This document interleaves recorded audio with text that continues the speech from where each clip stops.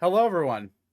And I understand it has been quite a while since we have gotten a stream out. To be exact, we've taken now, in the last 6 weeks, we've taken 4 weeks off. And that is, no, that's not right. 7 weeks we've taken 4 weeks off. So that was not intentional. Says back a bit, but everyone got some time to relax.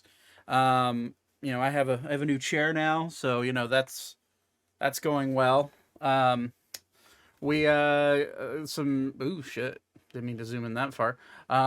We have a lot to go over tonight. Unfortunately, Mousy and Nate are not going to be here with us tonight. Mousy is sick. Everyone's been getting kind of a weird sick bug, the last like week. No, it is maroon and gold. It is I can't show it to you guys. It's a fucking Hogwarts one. See, so and it was on sale, and I like Harry Potter. Don't like the author though.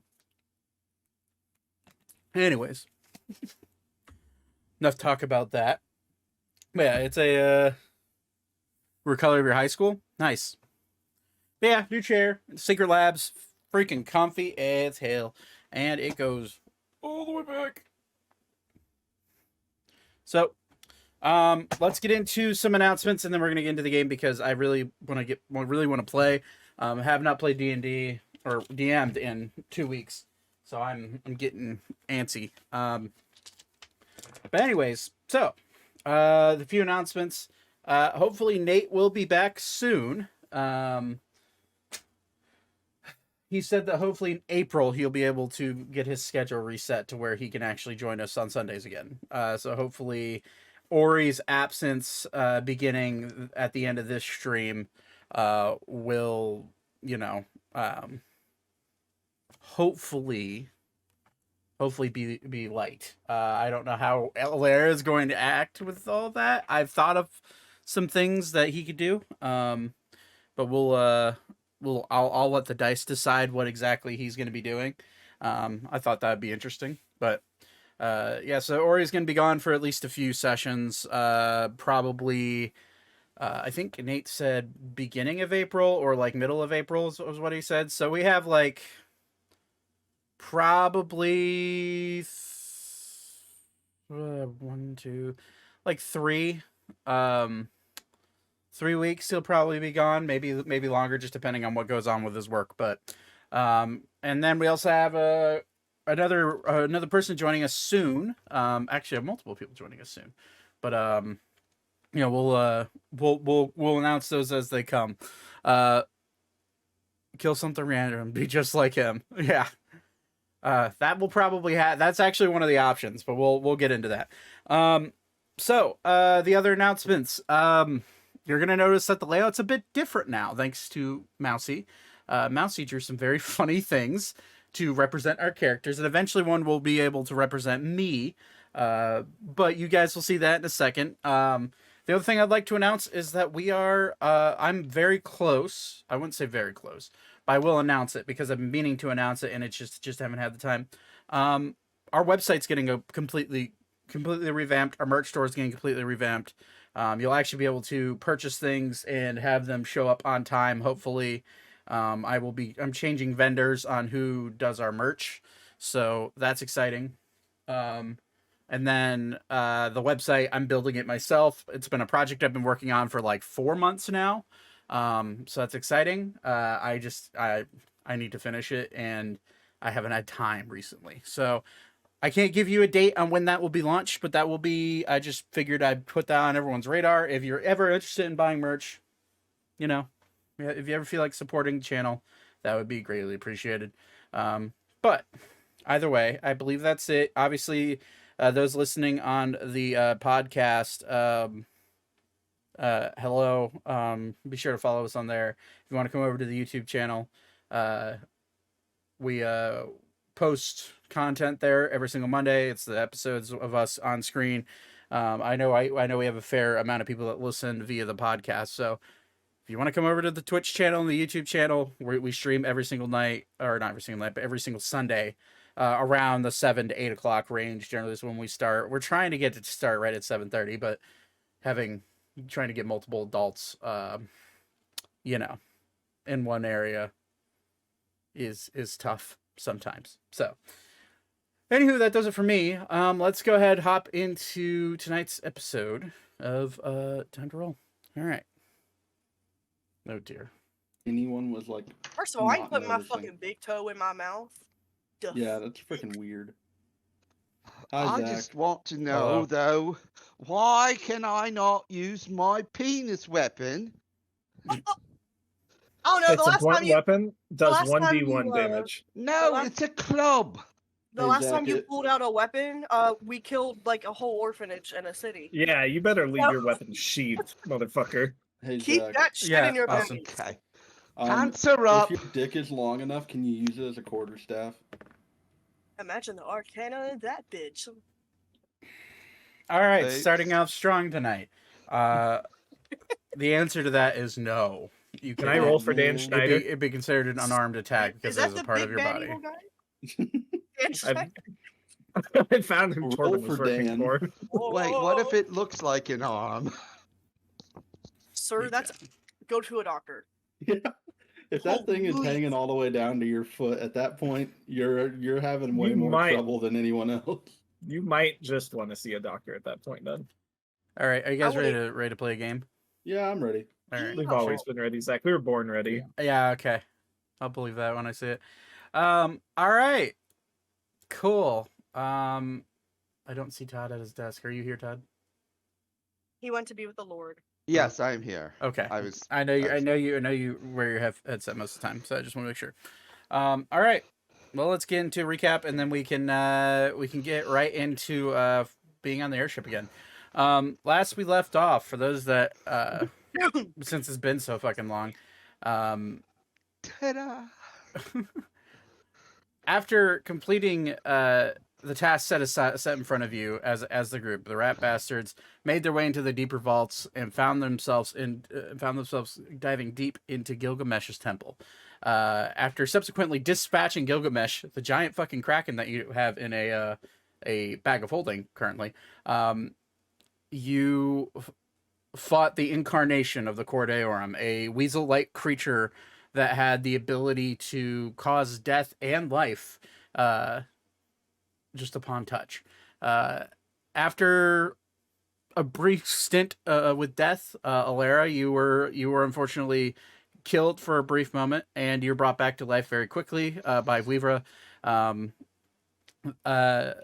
Then, feeling a massive amounts of tremors and a potential earthquake coming on into the temple, you Zane asked Alan if you could be transported out via trees, and to Alan's surprise, you said yes. More like my surprise, I forgot he fucking had that spell. Yeah, I didn't. Yes, thank you. Transported straight to Nickelodeon Studios Oh my God, let's not bring that for up. new horrors. Double Dare 2000. Anyways, Where they suffered Stop. emotional shut the trauma. fuck up, Todd. We're not talking about that on the stream. Banned. Anyways, you guys made your way. Yeeted. You guys made your way back to Alan, and Alan's house, where you successfully convinced him that he would eventually rejoin you in your journey. He said that he would spend some time at his home first, though. After making your way back to Keister, Thaddeus, you grabbed Arya and threw her over your shoulder as you jumped onto the airship, subsequently bringing along a child, kidnapping a child. Granted, the child of one of your former traveling partners. And also, after a very long string of insane rolls, being 5 natural 20s and then a 1 on a D100 in a row, You made your way on to the ship where Thaddeus, you threw essentially a magic mushroom into the air and said a prayer, and one happened to land in one of the 7 blue dragons that started to chase you out of the Blackrun Forest. Currently, you guys are 10,000 feet in the air, flying north currently because of the trajectory of the arcane winds, and you have 6 blue dragons hot on your tail. What do you guys want to do?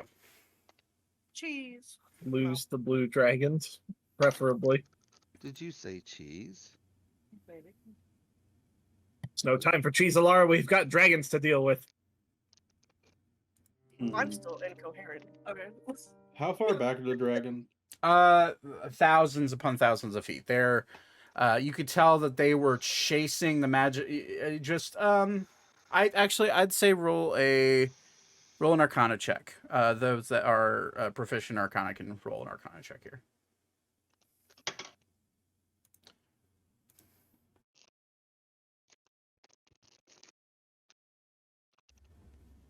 Do any of us have proficiency in Arcana?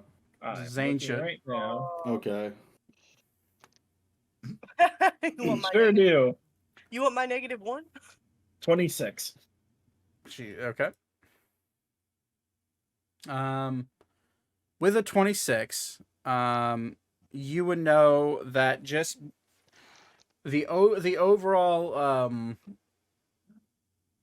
biology of a dragon is that they have the ability to trace magic, and you would understand that chances are this isn't a targeted attempt on all of you. This is more or less a chase of chance, locking into the signature of the magical reactors on the side of the airship.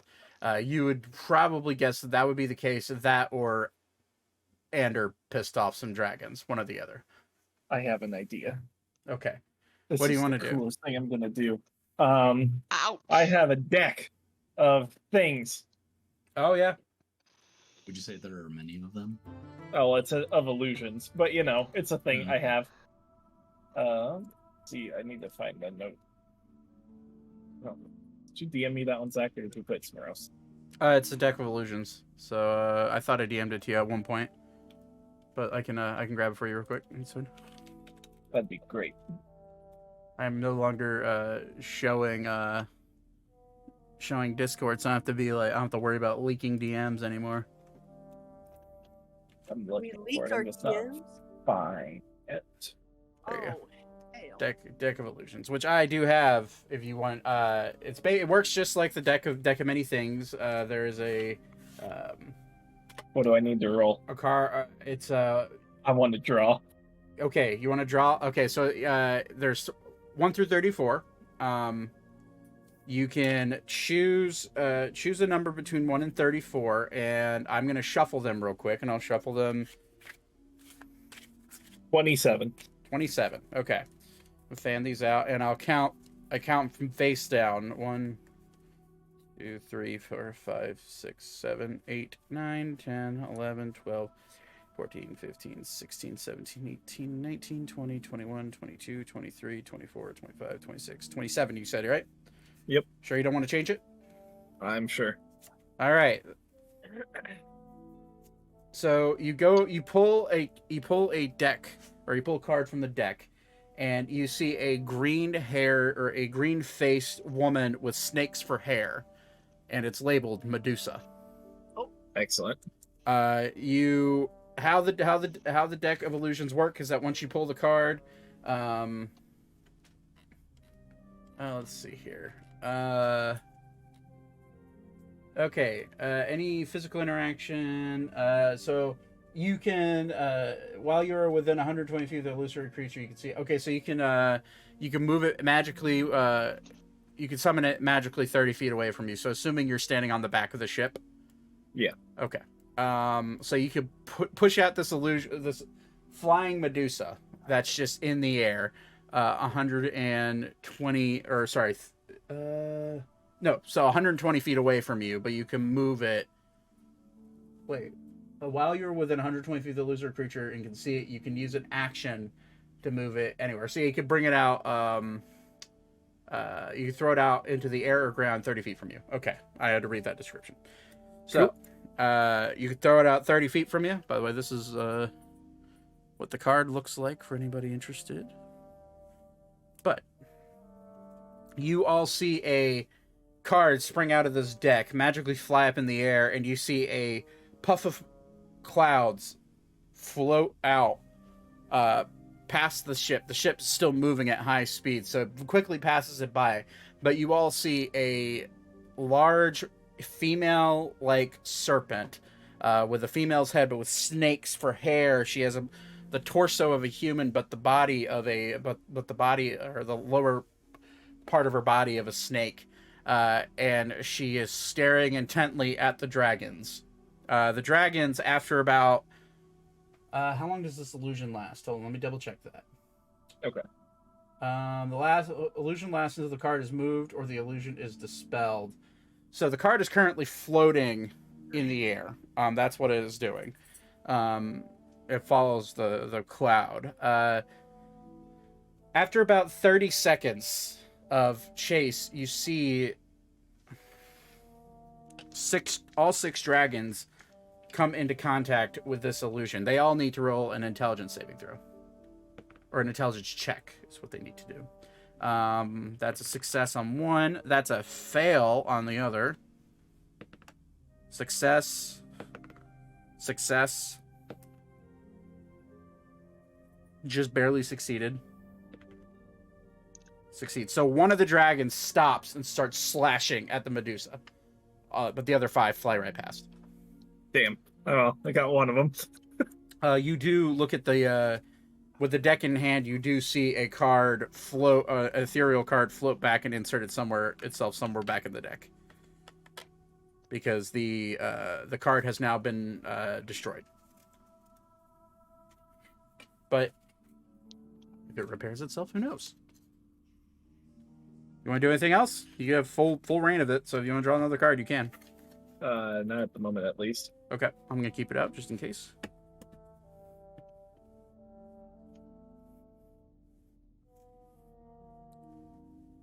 Well, I think I did what I could, friends. Zach, how far am I from them? Like, is it at least 60 feet? Thousands of feet Well, away. that I had an idea. Yeah, My idea is not going to work unless they're at least 60 feet away. The airship. So Ander has it full throttle down. The airship is keeping pace with the max speed of the dragons. So like the dragons are basically just chasing another dragon, but they're tailing them, and they don't know if they'll ever catch them, but they're magic hungry, so they're following. Although Ander has stated out loud to you guys last session, which I understand was now 3 weeks ago, 2 weeks ago, 3 weeks ago, that he is going to have to turn south eventually, which would be going straight towards the dragons. So there's 5 blue dragons chasing you guys. Alan can only keep this up, or not Alan, Ander. Got it. Alan's been the NPC that you guys have been with the most. Ander cannot keep this up forever, especially if he doesn't want to drag them over Ebrax. Ander, I mean, yeah. have you ever had this happen before? Once or twice. Yeah. And what did you do during those times? I killed the fucking dragons is what I did. Do you have things on here to kill them? Yeah, if they get close enough, but they're back there. Thaddeus, Yeah. a word, if I may. I have an idea, but I need to reach out to my parents to manage this. So I would like to let me preface this. You guys are currently flying. You guys are currently flying over the Blackrun Forest. You're probably about a 30-minute excursion away from Lake Grandeur, which is what you all would know is the northernmost lake in the lower part of the continent floor of Sylvania. So you guys are getting close to the lake. You're still like 3 days away from Ebrax, though. Does anybody And have does anybody know sending? The closest that this one has is to dream.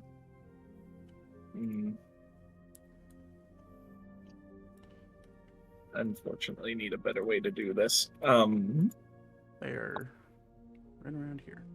What about our druid friend? Alan is not with you. No, he's not. Alara doesn't know it though either. I don't have sending though. Yeah, no. Druids all have the same spells. Sending is not a What? druid spell. Yeah. What Shanked. about what was what's her name? Skills. Arya is also a druid. Is sending's not a cantrip, is it? No, it's a third level spell. Okay, never mind.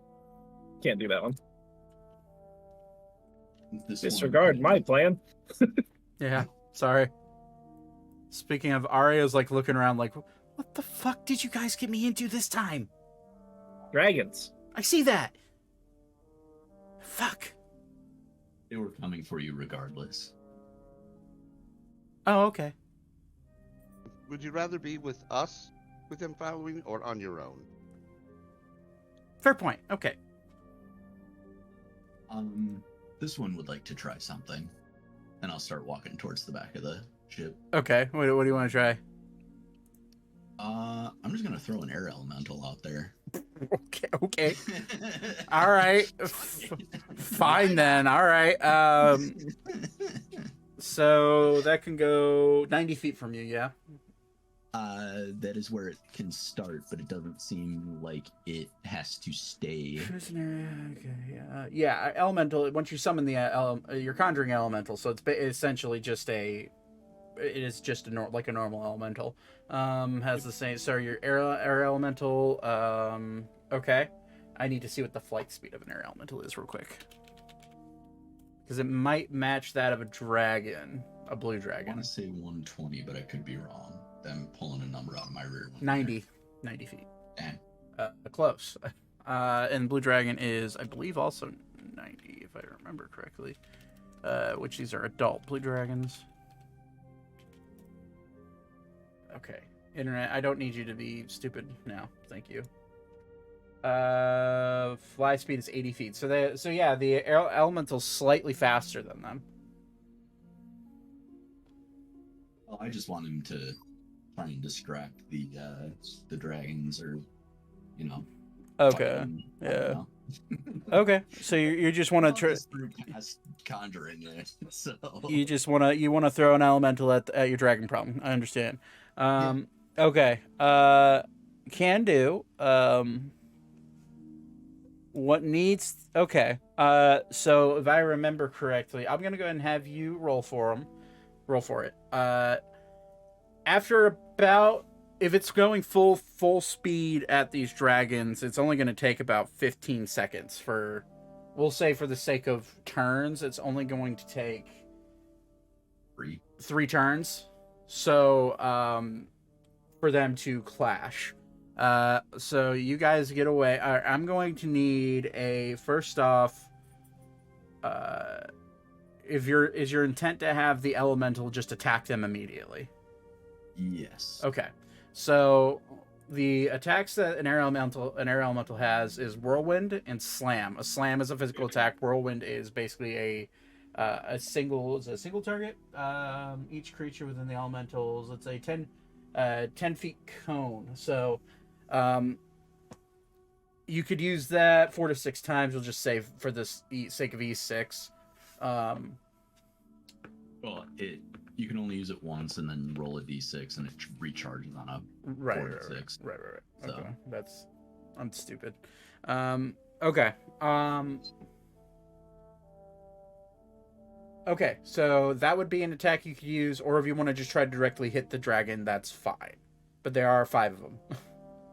one very slowly following behind. Yeah. I'm gonna say, just for shits and giggles, I'm gonna have him whirlwind, because a flying creature knocked prone Would knock it out of the air. Yeah. knocks it out of the air. So, because they're adult blue dragons, you could probably only hit one. Okay. So you want to use that. So it's a DC 13 strength saving throw. Which is, a huge shot in the dark, I know. Yeah. Especially for blue dragons. That's a plus. It's a +7. So it's possible. Yep. Fuck. That's a 3. +7, so that's 10. For one of them. So yeah, you guys see Weaver just reach out and summon this air elemental. It spins its way like a little tornado straight at these blue dragons, and just off in the distance, what these blue dragons basically look like large birds chasing you from how far away they are. You just watch them just get smacked and then fall out of the air. This one is pleased. As you should be. However, the other 4 dragons are now in active combat with your air elemental. Go ahead and roll initiative for the elemental. And we'll just keep it 14. So, okay, the blue dragon, I'm just going to have them attack as a pack. The blue dragons go first. Oh, yeah. By a lot, actually. Okay. All right, so one of the blue dragons is going to circle around and immediately shoot a lightning breath into this. I'm going to need to make a dexterity saving throw. It is also resistant to lightning damage. Okay, so we'll take half. Actually, you said. Oops. Ouch. All right. 9, yeah, it fails. But it's okay. You still take half. I'm just gonna slash roll 12 d10. Okay.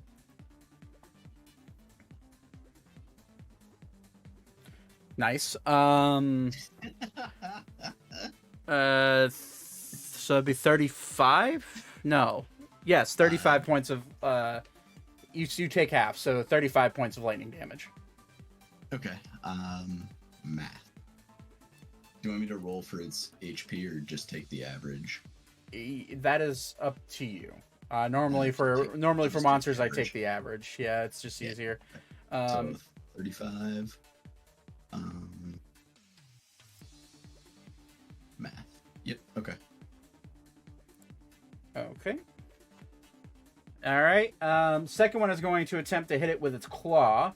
I know it has resistance to slashing, Also, bludgeoning, right?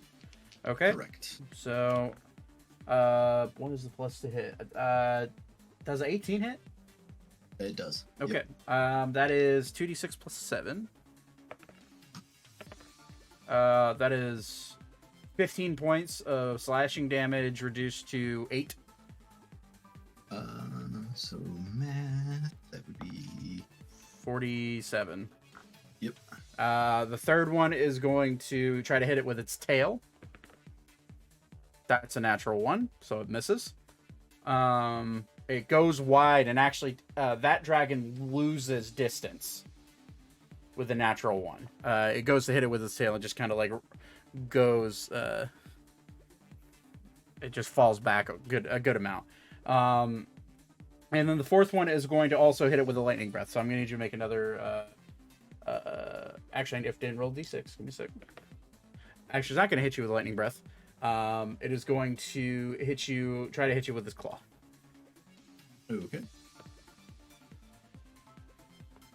I'm just using the 5 or 6 recharge for the pack. Does a 17 hit you? It does, yes. Okay. And he does not get whirlwind back, so. Okay. That is a really shitty roll. That's a 1 and a 3, so it's 10 points of slashing damage reduced to 5. Yep. Alrighty. So the air elemental has multi-attack. It is, or as far as slams are concerned, so. Yep. Excuse me. I have an idea. So Okay, at the end of the elemental's turn, we can we'll see what your ideas and we'll add you to the initiative. We can add you. Okay, so it's 2 attacks. correct. Okay, so 12 misses. 25 does hit. Okay. So go ahead and roll for damage. Yeah, not bad. 14, yeah, not bad at all. And that's just straight up bludgeoning. Straight up bludgeoning, does it? It does not. Okay. With that successful hit, that dragon, another one of the dragons kind of fall back. It kind of gets pushed back by the wind pressure. Not enough to knock it off fully off of the trail, but it is slightly slower than the others. But okay. Thaddeus, what did you want to do? Okay. So these things follow magic. I have 4 more of these mushrooms. Can we cast something magical on them, like light or something that they might be attracted to, and just throw them back in the air? We might get 1 or 2. You can roll an Arcana check to see if that would be a good idea. Okay. My Arcana probably sucks. It's an intelligence based. So, yes.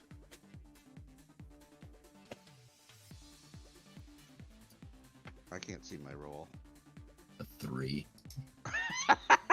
Yeah, it's a great idea. Did anybody in the party hear me say that who has any more magic intelligence than I do? Weaver would I have, would but probably have, Weaver would have, but directed he's it to- yeah. or Zane. Or Zane. I mean, yeah, if you wanna roll the advantage, you can. I'll just roll again. Yeah. 19. As you go to ask Zane if he knows how to cast a light cantrip on these mushrooms to see if the dragons will be distracted by a cantrip, Zane then tells you it's probably not a good idea. Okay, just thinking outside the box. I am back now. Sorry. Yeah, you're fine. I didn't know if you're here or not. Well, I have these 4 mushrooms left. I'm just gonna randomly throw them up in the air. All right, I'm gonna give you the same opportunity I gave you last time. If it hits a 100 or a 1 on a D100, it will land in a dragon's mouth. I mean, Is that what I missed last time? Yes, and he rolled a... He fucking hit it too. Wait, does he have to roll 4 Yes, because he's throwing up 4? he's throwing up 4, so 4 D100s. all right. So do them individually because it'll It'll be more. Okay. It'll be very funny if you get each one. Yeah. Imagine. No, No. that one goes wide off to the right. That one shoots back closer to them, but then just falls to the ground. Tens of thousands of feet below. That one just shoots off to the left. Okay. Can I get an advantage now that I've seen the 3? No, and you're go- throwing a weightless item into a maelstrom of magical wind. There's a reason it's a D100. Yeah. The 4th one, you just shotgun them up, and they all just kind of float and disappear. So all of you see Thaddeus go, well, just shotguns the rest of the mushrooms up and shrugs his shoulders. You tried, buddy. I figured if we can make them look magical, they might eat them, but Why? Ander will say, why the fuck would you waste those? Anyways. I've had them forever, and they're just taking up room. Fine, I guess. Anybody else got any bird brain ideas? If you want them, you could jump over and get them, and then fly back. Don't tempt me, little elf. Oh, I'm sorry. I was thinking of the other one that flies. anyways, In real. that's what he says. Anyways, All right. Captain, what's your recommendation? well, we're gonna You have have to a we're gonna have to turn eventually, because Man the cannons? what cannons? The elemental can't hear me. Can No. he? I'm guessing. Yeah. Okay. Never mind then. In fact, it is now the dragon's turn. Yep. Okay. One of them is going to blast it with a lightning breath. So go ahead and make a dex save for it. Oops. Wrong. Still wrong roll. I'll find it eventually. There it is. Oh yeah. Yeah, it's a fail. Oh, Elka cast meteors. Melf's minute meteors. That's 38 points of lightning damage. 38. Yeah, 38. Right? Yeah, 38. Yeah. 33. 33. I'm dumb. Thank you. 42. Elka called in a move. I see that. I need to grab Elka's character sheet.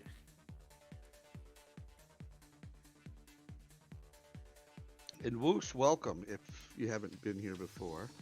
Oh, yes. Welcome. Welcome. Welcome. This is cool how when we talk, our mouths open. Yeah. That's The stream delay absolutely kills me though. It's really funny. Okay, so she has spells. So she wants to cast Melf's Minute Meteors, which is 120 feet range. They're over 1,000 feet away. So you could cast it. It's concentration. They'll stay there. They'll float around in that zone. So, yeah, fuck it. All right.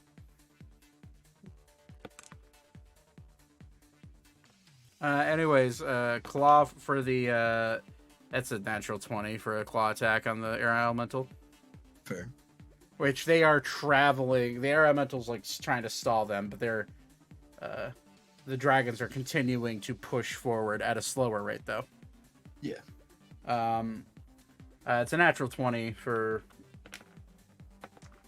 That's 10 plus it's 7. Yeah, 17 points So yeah, that does of it. slashing damage in half. Actually, That'll okay. do it. Yep. All right. I mean, knocked one. Yeah. Relatively out of the chase, and Oh well, one of Took a them is definitely out of the chase. So there's now not bad for a 5th level spell slot. no, not at all. All right, so you're gonna see Elka walk up with a pendant in hand and just kind of reach. I see it. Okay. Gonna reach out, and you're gonna see her cast a spell she has mostly. I don't think ever even thought about casting before. Maybe she has. I can't remember if she's cast it or not, but. She casts Melf's Minute Meteors 120 feet away. And all of you see is just these tiny spinning little fiery rocks in the area. It's going to take a turn for them to get there. So that is her 1 3rd level spell for the day. Okay, so all the dragon, is it a, let me see. Once a meteor reaches its destination, impacting against a solid surface, the meteor explodes each creature within 5 feet of the point. Okay. Create 6 tiny of. Thereafter, you can expend 2 worth 1 or 2 meters. Okay, so they're floating there, waiting to come after. She's going to use her action to launch 2 of them at a dragon, at their wings. So that is a dex save. which is a failure for, yeah, it's a fail for both of them. So you see 2 little meteors just rip into the wing of one of them. I'm going to roll a d8. If I get a higher than a 4, it falls out of the sky. You guys watch one of the blue dragons just start trying to flap a wing, and it's not getting any air underneath that wing, and it starts to fall out of the sky. She's then going to use her bonus action, because she can do this with a spell. And she's going to attempt to shoot at the wing of another one. Needs to make a dex save. That's a fail. That's a success. So one of them hits.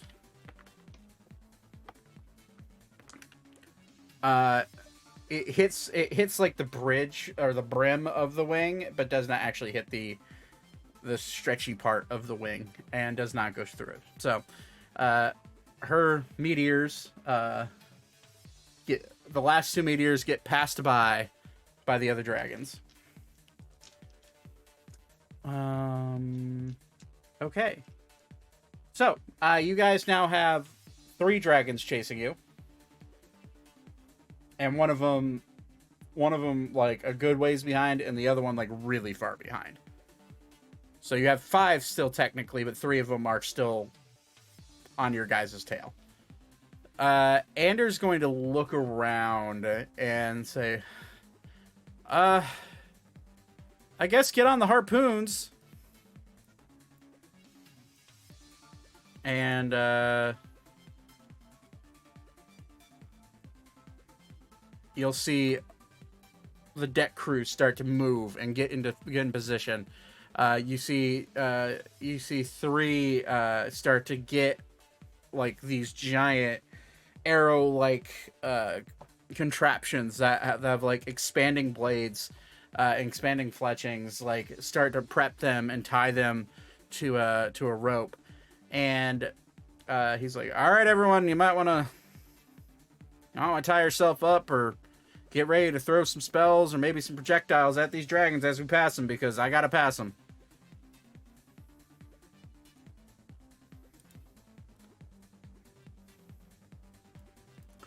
Ori will say, can I throw my axe?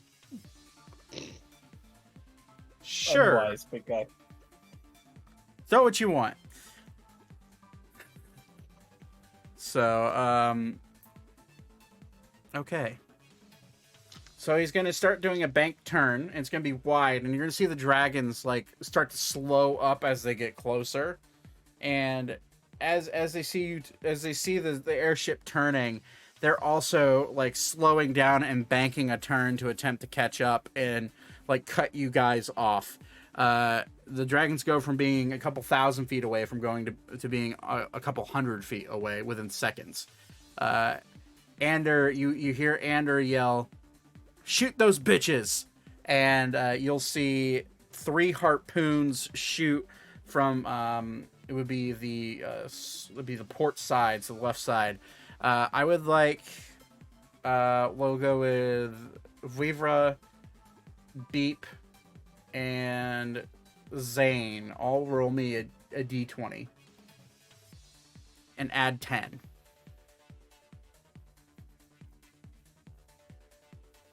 $27.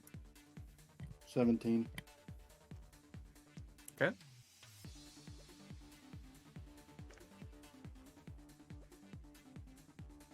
$30. Damn, natural 20. All right. Now I want Beep. Your roll missed. However, Zane and Weaver, go ahead and roll 10d12.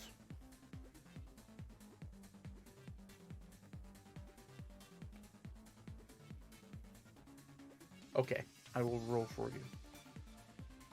Sorry, I typed. Yeah, you're good. You said 10d12? 10d12, yep. And for Weaver, it's a natural 20, so it doubles.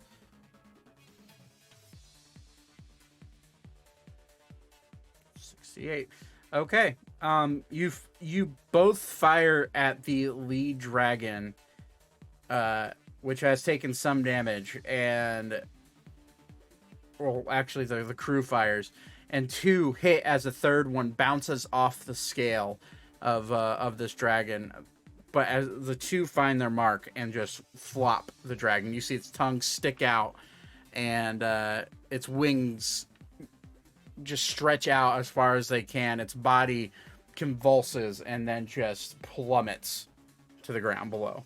At this point, you do look down and you do see a little dot of blue underneath you, and you realize you are somewhere above Lake Grandry. Ander says out loud, "God, I hope that doesn't land on a kid." And then he'll say, "Reload." If anybody has anything to sling at, any spells to sling at these things, do it now. I got nothing. Let me see if I have something. We'll say for the sake of ease, they are 120 feet away. I only got one thing. I'll try to throw a psychic lance like at one of the one's wings. Okay. You do realize Psychic Lance is wholly inside their brain, right? That's fine, because if it works, it can incap them. That's that's true. true. All right, so that's fine. So go. It's a intelligence save? I think. Yeah. Intelligence save. All right. Well, that's an 8. Well, it fails. I So shot my I'll just- crossbow. roll full So, 8. So it's yeah, 8. roll. 8d6. 8, On a failed intelligence save, incapacitate. Damn. Wahoo. Woohoo! So the 32 damage hurts it, but not enough to kill it. However, you then see its brain. It starts to shake its head as you can feel your spell connect with it, and it just flops out of the sky and falls to the ground below. 120 feet with your hand crossbow is a very, very far shot. You're gonna have to roll disadvantage for that. Roll one more time, Todd. Well, I mean, shit. I'll take the first one that you rolled and the first one of that. A 17 does miss. However, you shockingly, the wind does guide the arrow to where it bounces off the head of the last dragon that is close, and it looks directly at you and looks pissed. Any other attempts 120 feet away? Question now. Hmm? Because I did hit it, according to what you just said, does it take sneak attack damage? No, it's for flavor. So you rolled a 17. The AC is 19. So it was like the scale. You're skilled enough to hit it. Just the power of your crossbow with it being that Okay. far of a shot just was not enough to pierce its scales. And plus it's not technically not in melee, close enough to be in melee with anybody. So Would I be able to do another psychic lance or no? not this round. Okay. At the end of this round, the dragon will get a turn. That's closest. It is going to... Yeah. It is going to lightning breath at you. It's now closing the distance 90 feet away. It's going to aim straight for the top deck. I'm going to need... let's see here.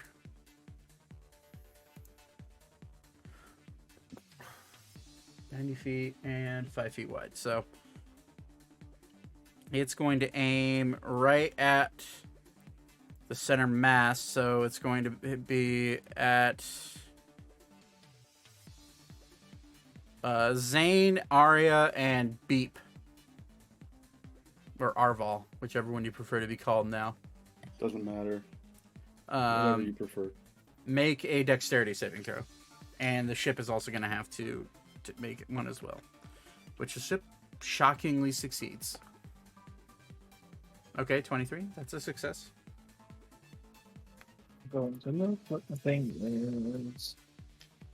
17. 17 is a fail. Arya, that's a 19. That is barely a success. Hey, Squirtle, I killed your other character. It's 10. It's 12d10. Is that what it is? Yeah, 12d10.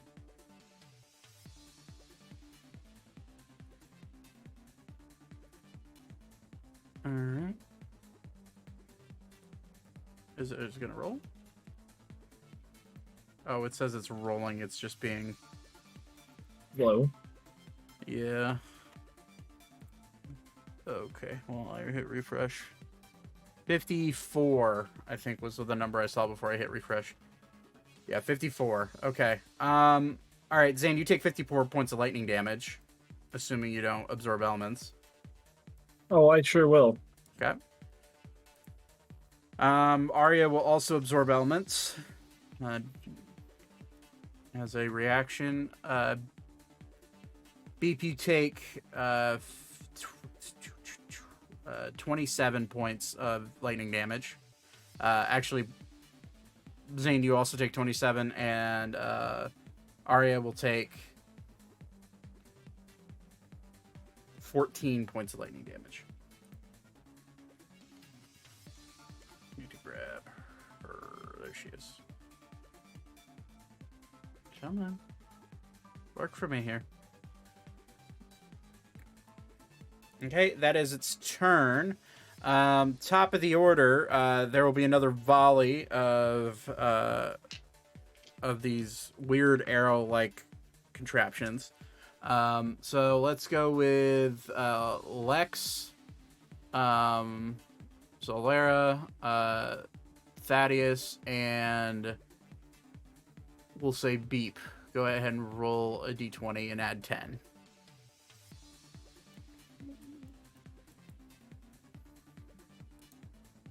So that'd be 19. Right? 19. 29. Mine would be 18. There we go. Sorry about that. I rolled that die and then my stomach immediately went, everything inside needs to be outside now. Oh, you're perfectly fine. Okay.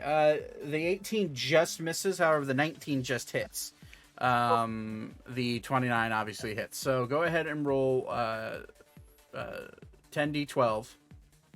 Alera and Beep. 55. 55. All right. Ugh. Why won't it let me add? Fucking, you said 10d12? Yeah, just type in slash roll 10 space 10d12. I hate technology. I know. I said slash d12. Slash roll space 10d12. All in one little phrase. Wow. There you I go. love that. So it's 114 points of piercing damage from the ship. Ski. Okay, and then if anybody wants to do anything to launch at this dragon. So if you want to launch another psychic lance, it's now Yeah, I'll about 90 feet away. It flew give it a closer good to shot. shoot a lightning. Oh, by the way, for the sake of marking it, the sail is on fire because of the lightning that was just shot. Peachy. So can I shoot? Can you, again with a can you have one of the- projectile? Can you have one of the dragons roll an intelligence saving throw too? Well, this is the last one that's close. Oh, then yeah. Wait, how far is it from me? About 90 feet. No, the fire on Oh. the sail. Oh, the fire of the sail. You're on top of Ori's head, so you're Pretty much right at it. 50 feet above you, or Can away. I use control flames to try and extinguish that fire? Well, seeing as the entire sail's on fire, it's going to take you a little bit of time, but yeah, you could start doing that if that's what you want to be doing. Yes. Okay. I will pitch in and help with that as well. Okay, so it'll take less time. All right, that's fine. Psychic Lance, that is a +3. That's an 11. That fails. All right. So you can roll damage, but it's incapacitated. If you want to shoot at it again, Thaddeus, you can. I mean, it's incapacitated. It's falling. If he wants to try to do some more damage to it. No, he'll wake it up though. Incapacitation doesn't equal. No, it's a condition because of a spell, so you won't wake him up. It'd be 30 damage on it. Okay. You all just watch this dragon that gets really close just start to tumble out of the sky. Am I at disadvantage or regular? It's close enough that you're at regular. No. And I miss. Yeah, you miss. I hear Zane say, "Don't wake it up," so I pull him back. Yeah, so you shoot wide. As it falls down out of the sky, you see now gaining, but still a good ways away. You see the two other dragons, and them watching 5 of their friends get shot out of the sky. Well, we're gonna roll an intelligence check for a bunch of blue dragons to see if they actually will stop chasing. I'm gonna take the Cor Deorum and throw it overboard. They're chasing Don't you it. fucking dare. I'm kidding. I cast Psychic Lance. Actually, it's interesting that you say that. Zane, you didn't quite roll high enough with your Arcana check earlier, but now that With a 27? yeah, it is a high DC just in the moment. You now realize that, I forgot that we had the Cor Deorum, and then you realize it is basically a gem that is pure, just pure Arcana, pure Celestial Arcana. So you then realize, oh shit, maybe that's what they're after. You come to the conclusion, oh shit. But okay. It's like Shark's little thingy. It Can is. we put it in a lead box? What better question? Let the is there team know like that quick. What was the question? I was gonna say, is there ever any item that you could like wrap around it, like a blanket almost, that could dispel the magical aura? Pretty sure Zane already has like a cloth wrapped around it, like the Palantir in Lord of the Rings. But it's a pure ball of just and really powerful celestial magic. So unless you like shoved it into a pocket dimension, I mean, Cloak of invisibility. I can't You can't normally do touch it, but a magical aura. I probably put it in the bag of holding, but I have not. no, you did not. You rolled an intelligence check, and you realized that would not be a good idea. Oh, yeah. I can't remember, sorry. You'll cause like a tear in space time. I have a The really world. bad idea. Okay, what's the bad idea? I could launch a Kraken at him. Well, okay, I Can this fly? would like to remind you, you are currently over. I would like to remind you, you are currently flying near Lake Grandry, which has Vidora, Obadenda, and Plarberg, which are 3 major fishing towns on the continent The of fish wouldn't even Sylvania. know what hit him. I would like to emphasize that launching a celestial being that is Gilgamesh the Kraken into a lake the size of Lake Grandry would destroy the ecosystem. I'm going to give you that one for free.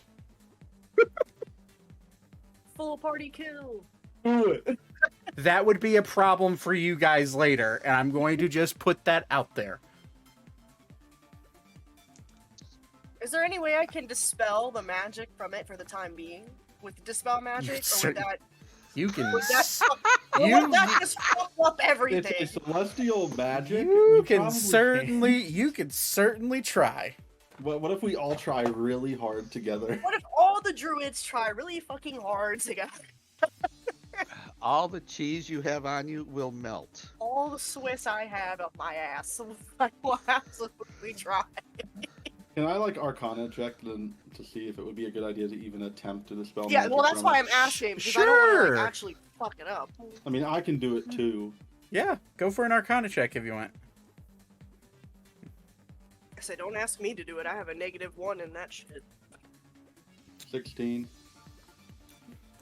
Not necessarily understanding the flow of Arcana or being a master of Arcana.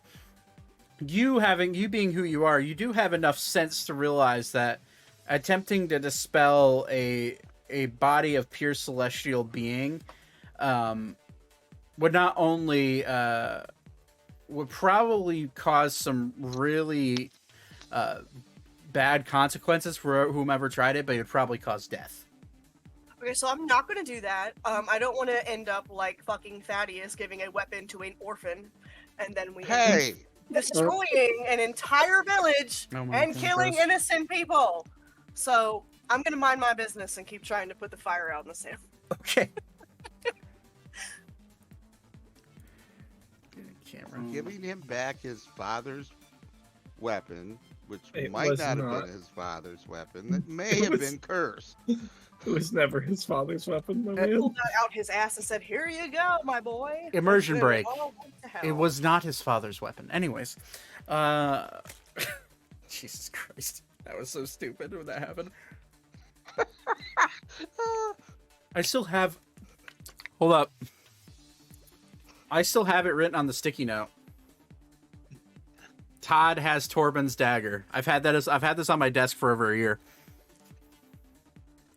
The look on your face when I watched the stream was priceless. He's like, "Oh my God, is he really doing that?" I was holding on to that for a while. Anyways, after all of you start to like kind of like not bicker, but like try to decide on what to do with the Cor Deorum and maybe try to dispel it, you then look and the two remaining dragons are hightailing ass to the north away from you guys. They rolled an 18 and a 19 on intelligence checks. Huzzah. Nice. I need to restart my computer because it is really not acting right. Okay, So I will be right back. sounds good. Bye, Bingar. Anyways, so we're out of combat. For the time being. However, might be. I'm battling my demons. How's that sail looking? that sail's looking still burning. After probably a good 10 minutes of just trying to control it, along with the help of the crew throwing water on the sail, it eventually is no longer on fire. It is charred though, and it will definitely need repairs. And you'll see a good amount of the crew start to. Hey, Zach. Yeah. My cast mending. Okay, it's a cantrip. Yeah, I Uh, have the lodestones for it to fix the whole damn sail. Do you? Okay. I sure do. All right. Well, then I would say it's going to take you about That's whatever time is 2 necessary. hours with mending to fix that sail. But yes, you can do that. If you have the leadstones to do it and everything, yeah. I sure do. Yep, no problem. Okay. I'm gonna play the piano. You're just gonna like what stress hop on the piano? Mhm. Okay. I'm going to slide down off of Ori's head, tired, and pull a dusty, crusty, lint-covered slice of cheddar out of my pocket of my dress, and proceed to munch. Okay. And I don't know where it came from. Yeah, you probably stole it from Alan's house. Let's be real. Slumber parties at Alan's. But you, yeah, okay. Anders like, well, that worked out great. Awesome. Good job, guys. Let's go back. So what were you doing in Artemis. Valencia? Just forget about us there, huh? Wouldn't you like to know? You left us. Probably picking up another whore. You watch your mouth. You left us. When I you didn't say are there was right anything out. wrong with it. Why would you say for him to watch his mouth instead of just refuting it? With a mouthful of cheese, I'm just gonna like, you left us for a fucking whore. I imagine Delara wouldn't even know what a whore is. She doesn't. He'll just look at all of you. I didn't know how long you'd be. So you just left? So who's the whore? You're gonna see him getting actively frustrated.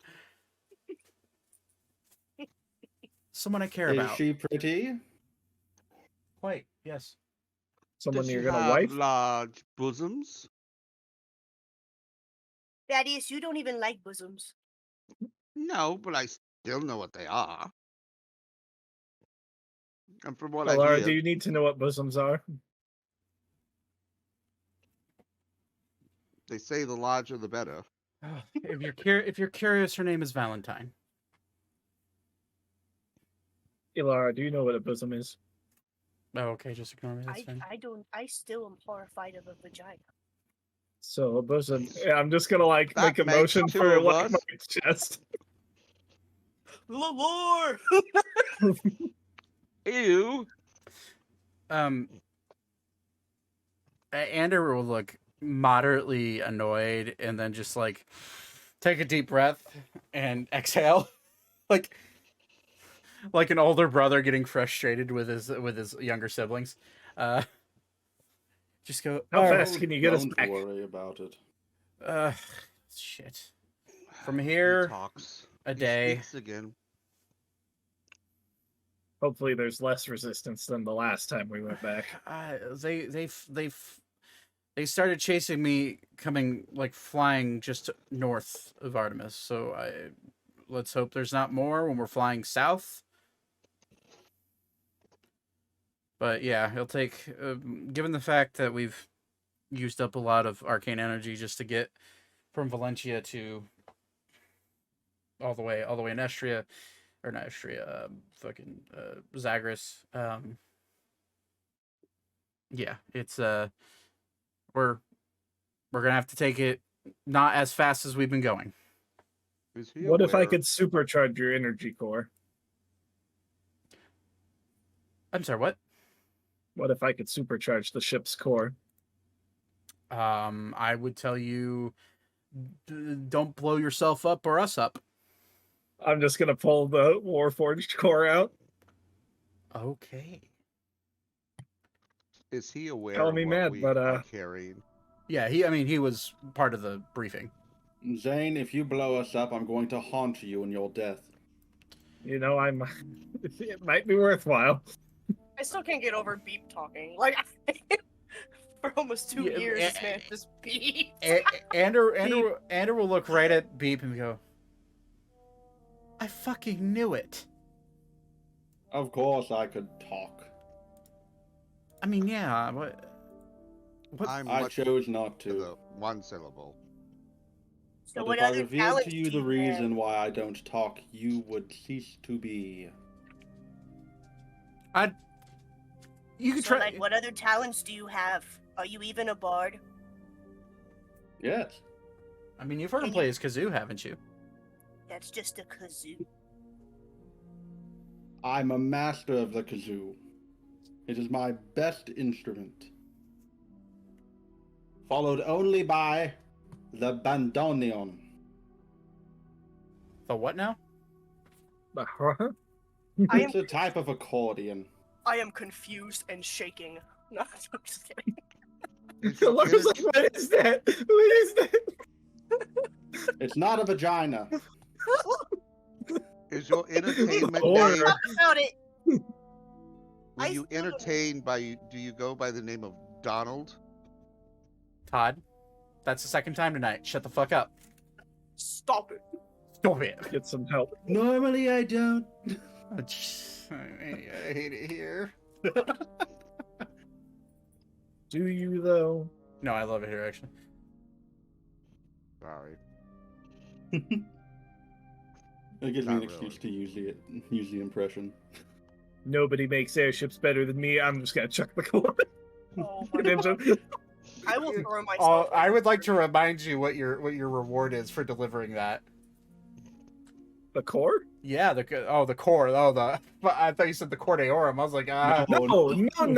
Chuck it The into the Warforged core to try to juice the engines up. Okay. So you're actually going to try to do that. So there's 4 engines or four crystals.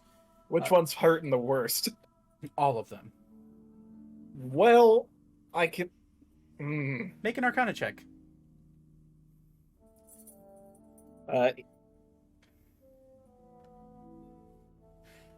27. 27. You would guess that you could probably charge all 4 of them, but not to like max capacity. But you could spread out all 4. Or you could spread out to all 4, just but give them a slight boost that would increase your time by a couple hours. I'll do it. Okay. When you do each time, I'm going to need you to make a. I'll give you a choice. You can either use. It's my fucking spirit in this core, damn it. I know what I'm doing. But doesn't matter. You can either use an intelligence check, or you can use a sleight of hand check. It's up to you. Let's see which one's better really fast. It's +5. We can sleight of hand it.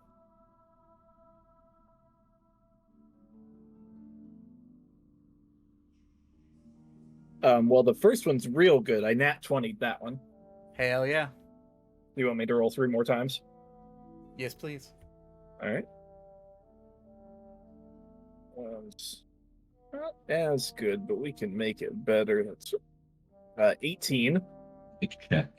Check. Welcome back. We can hear you. 18 on the second, Zach. Right. Okay. Another natural 20 Oh shit. on the third one. All right. And another 18. You just rolled 2 18s and 2 natural 20s. Yep. Fuck. Okay. That'll die going hard today. Yeah. It'll take you some time just because you have to physically hold the core there, and you do each time. Granted, with the natural 20 on each of those, you do take half the damage that you would take. You're sticking your arm up to essentially what is a arcane version of a nuclear reactor. So That's fine. You do take 2d10 fire damage. Oh, that's cute. Let's see here. Actually, it would be radiant damage. Radiant damage. So that would be for the first one, the natural 20, it's 16, so half that's 8. Okay. Second one, that is that's 11. So 11 points of radiant damage. That's on your 18. Okay. On the second natural 20, that's 10, so in half, that's 5 radiant. Okay. And that's 20 points of radiant damage. Okay. On the last 18. But yeah, you're able to charge it, and Ander will look at you and go, well, goddamn, all right. I guess we'll pick up the speed. Thanks, Dane. Anytime, bud. And you're just gonna kind of see me walk back onto the ship. I'm like in fine form, a little wounded, and I'm just gonna kind of lay down, like face down. You start growing a tentacle out of your skull because of all the radiation. Not out of the skull, just right under my other arm, for posterity's sake. Yeah. Well, I guess we'll be there tonight then. Late tonight. Alara? Alara, if you could maybe put the cheese down for a minute and take a look at Zane, I think he could probably use some of your special abilities. Lexi's muted. I don't know. This one can help.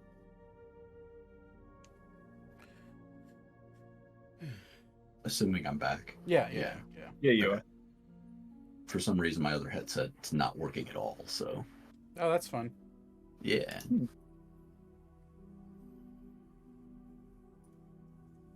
Well, I mean, if you guys want to, you will have enough time to take a long rest if you want to do that. I would love to do that. Yeah, 8 hours should be plenty. Because remember, it is currently early in the morning. The whole dragon scene took about an hour.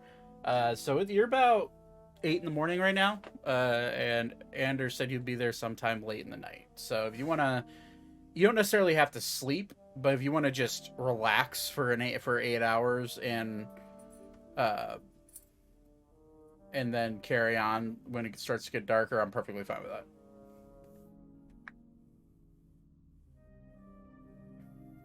That's fine with me. Okay. I dig it. All right. I'm down. I just giggled because I just saw Thaddeus's face move when you said that, and my brain just shut off for a second. Jesus, I can't wait till I have one. Eventually, Mousy was gonna be able to draw me one. That'll be fun. But for now, you get my face. But okay, 8 hours go by. I'm gonna go ahead and roll just a general perception check just to see if anything happens. If someone, I'll say, it's gonna be Weavra all the time. Just yeah, okay. I'll take a 19. Yeah, especially with when the crew only rolled an 8. So, the crew seems exhausted, and they just kind of take deep breaths, and you do all notice a fair few new faces on the ship, given the 4 that were lost in your travels to go get the Cor Deorum, being when the ship got shot out of the sky. But you look around, and Ander just kind of like, you see him flip some levers and lock him into place, and then he just kind of like leans back and goes, "So you found the thing? We found the thing. Are you sure it's the right thing? I'm sure it's the thing. Can I see it? Unfortunately, no. Why not? Also, you may not want to see it. You may Knock not me want to. out. It burned the hell out of my hand when I touched it originally. Try me." It kept making me repeat that You're the captain house of the of ship. Burley. If it We need knocks you- you out, who flies it? I see your point. Maybe after we get it to Leon first. Yeah, let's hope he's still alive. I swung in there after you guys were gone for 2 weeks, 3 weeks. I got tired of being in Anorak and headed that way.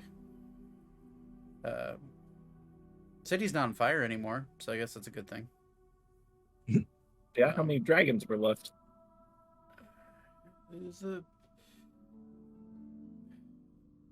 The paladins took care of a good amount of them. They were able to, most of them actually, shockingly, a lot of the paladins didn't die in the initial attack. So the king was able to rally the troops, as they say, and take out a good few of them. I don't think there's very many left in the capital city. I knew that, at least from what Rosalor said, there's one section of the city that still has a few, but they've been able to sequester them and keep them there and keep them at bay. At least the paladins have. So, yeah. So I stopped in. Leon was still in the same state. He didn't look good though. Skinny. Hopefully we make it in time then. I hope. Well, we're going as fast as this thing can go. Hopefully. How's the king liking his new hand? He is trying to learn to wield the sword with it. Although I only saw him for a brief moment of time, just to check in on Leon. He seemed to be using it like a normal hand, although I know with you artificers, that's kind of how it works. Yep. But I mean, he seems to be fine. I'm You sure. need any work done on the boat? Fixed your pistol last time. I know you're capable, and I'm not trying to say you're not. But it's better when it's better to work on a ship when it's docked. Oh, I meant more personal, like your pistol type deal. Oh. Actually, yeah. And he'll pull off the axe from his back, and you'll see it have one of the where it was a battle axe. The one of the halves is missing.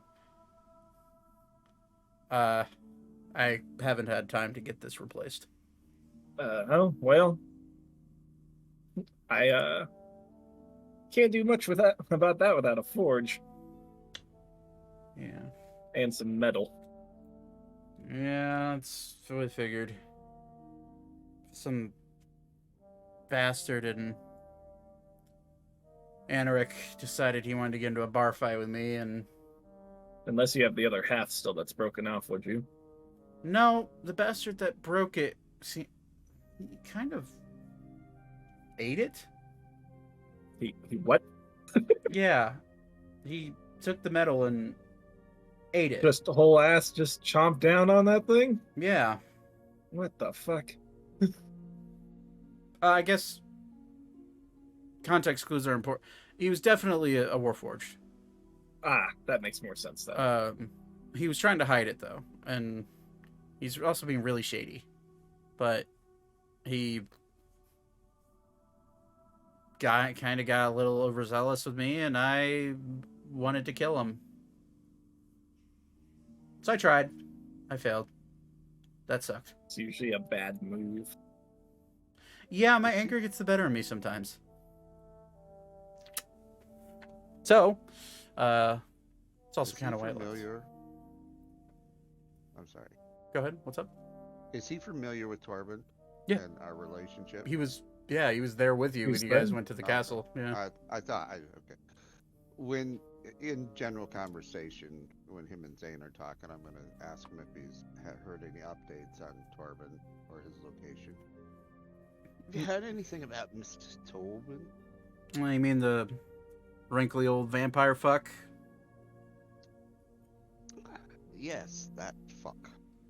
Nope, nothing much. Valentine was saying that he was moving somewhere down in the coast of Sylvania, but she hasn't heard anything through her pipelines. So, Please do keep us surprised if you hear anything. you want to be surprised? I can make... I think he meant keep us appraised. apprised. Oh. Appraised. In the loop. I understand. I'm just fucking with you. That's fine. I mean, I can... Shit, I am fucking the girl. Okay, I can see if Valentine hears anything about him. But yeah, she's very well connected. In So Valencia. I apologize for calling her a whore.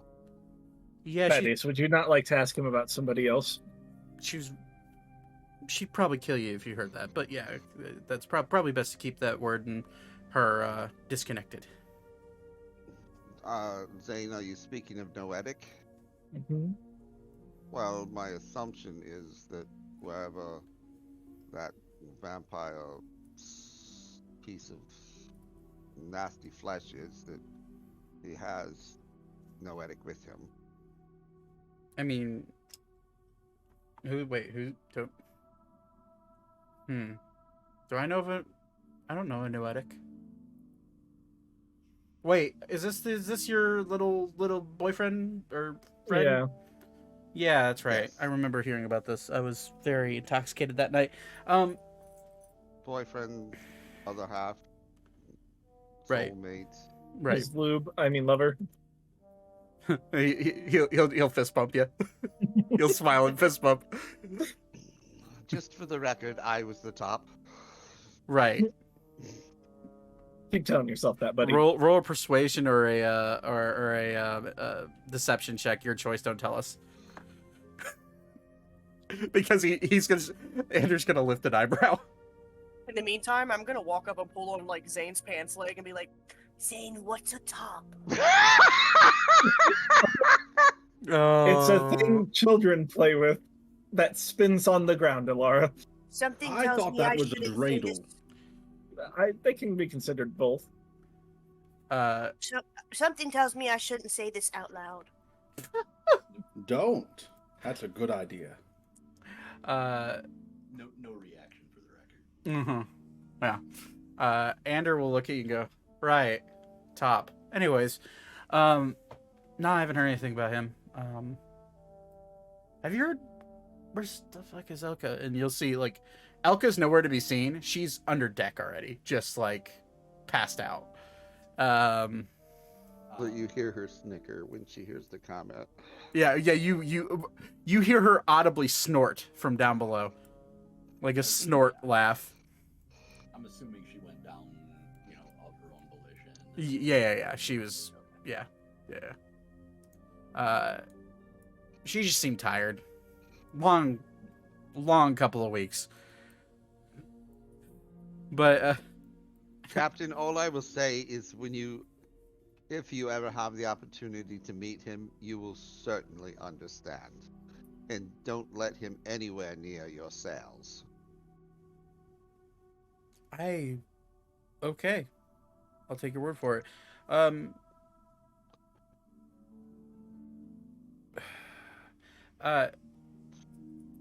Zane, Yeah. and I'll go with Arval as well. I'm gonna try to use that name more. You overhear the name Valentine in Valencia. Make a history check. You two would be the only ones that maybe have heard of this. I haven't. I have no fucking clue. You have no idea. Isn't that a town in that one game? Just the full fourth wall break, just like Red Dead Redemption 2, yeah. I've heard of that one. You mean Saint Denis? Wait. Hold on. Valentine? What Jill? game am I playing? I got a Respect. 22. 22. Isn't that where Putris lives? Mr. P. With the context clues that have been given, and you knowing that he was in Aurora, the capital city of Valencia, or what's left of the Valencia Empire, you're pretty sure you've heard the name Valentine before, and then you start to put two and two together. Like, Valentine isn't the name of the queen in Valencia Are you fucking a queen? And that was in character. Yes.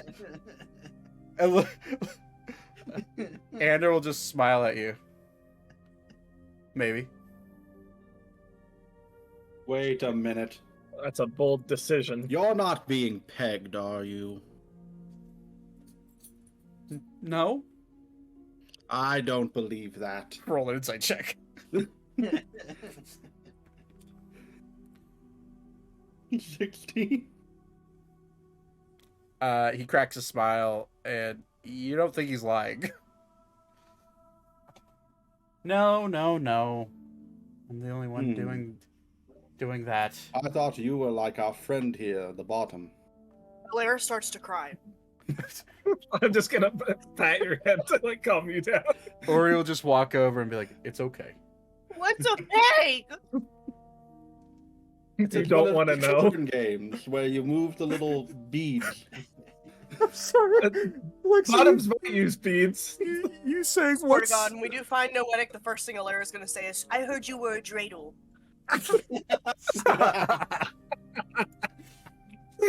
Oh my god. Heard you were a dreidel and you got a mean peg. Seeing the fucking Alara PNG mouth move as you say that is just making me die over here. Jesus Christ. Dreidel, dreidel, dreidel, I made it out of clay. Ander will look at all of you. Told you I had some good connections. More than one way, but yes. We don't want to hear about your romantic connections. She's a stunner. That'd be a I mean, shame. Thaddeus might be into it. He'll write it down in one of his journals. Stop, please. No, it's fun. No, it's fun, he says. Oh my gosh. You need to just stop. I've had enough. You need to calm down. You stepped on my gown. Are you Taylor Swift? Why are you rhyming? Who's Taylor Swift? That's a conversation for a different world. Oh, right. Are you a Swiftie? Weaver, make a perception check. While I'm doing that, what time of day is it currently? It's getting into mid-afternoon. Okay. Uh, I'm not seeing Dick with a 12. Shockingly, no, you're not. And In no mine. one's passive perception is high enough to see this, except for Ander. You look around, Arya's gone. Oh. She Oh my gosh! Nemo swimming out to sea! we have to do Finding Aria now. Ander will as everyone like kind of like starts to realize it, he'll just smile and like anyways, so I guess we'll see what happens when we get back to Artemis. I know the king's expecting you, and I know he has he said reward ready? Which I already know what it is. I already know where it is because I flew over it. Wait, how big is the reward? Yes. Oh, bigger than what Thaddeus is used to. Well, probably. Well, seeing as he's giving you a keep. Oh. Is it like Skyhold big from like Dragon Age? Not quite. Damn, that'd be pretty dope. Ministerious. Anyways, no. Not Jesus Ministerious. Christ, that would be fucking Not massive. Ministerious. That's bigger than his castle, man. Nope. It's in a interesting location. Is this in the middle of a lake? Those have always been so beautiful. No, but it is on the ocean. Ooh. Finally. Property with a waterfront view. Have you Oh, and we You know have how our much own equity we can Kraken. get off that? No, we're not going Wait. to release the Kraken I'm into sorry. the ocean. You have a Kraken? We don't need to talk about that right now. No. No. You're on my ship. You have a Kraken? In my bag. It's in a bag of holding. You're fine as How long is as it- no one throws it out. How is this thing alive? What? Well, I polymorphed it into a goldfish, and then he put it in a bag of holding. Right, but it would take enough damage over time that it'd be a Kraken again. I know how polymorph works. Yeah, but it's in there. Are you sure you don't have a dead Kraken? Potentially, but I'm It not could be willing dead, to but open it's the not- bag to I find don't out. think- I don't think any of us want to check right now if it's a dead Kraken or not. We'll take it to the desert and check. I'll give you 100 gold to stick your arm in it. Absolutely not. Oh, for 100 gold? 100 I'll gold. give you 100 No, gold if you stick Richard! your arm in it. Thaddeus, I'll give you 100 gold to stick your hand in it. I will refuse anybody to get close to that bag. What about Okay. you, Anders? I'll give you 200 gold. Andrew, you want to go in the bag with the Kraken? I won't do that. 200 gold. I'll do You that. give me. I'll give you me 100 gold 200 to stop talking about the Kraken in the bag. Deal. Well, how much will you give But me my to deal stop was, talking about the was Kraken? 100 more. I want to stick my hand in now. I hand Ander 100 gold. Pleasure doing business with you, my man. That was so much more worth not sticking my hand in there. Anyways, I want to stick my hand Thaddeus, in I'll the give bag. you Thaddeus, I'll give you 300 gold to stick your hand in the bag. When Thaddeus suggests he wants to put his hand in the bag, I'm going to deck him. Roll an attack.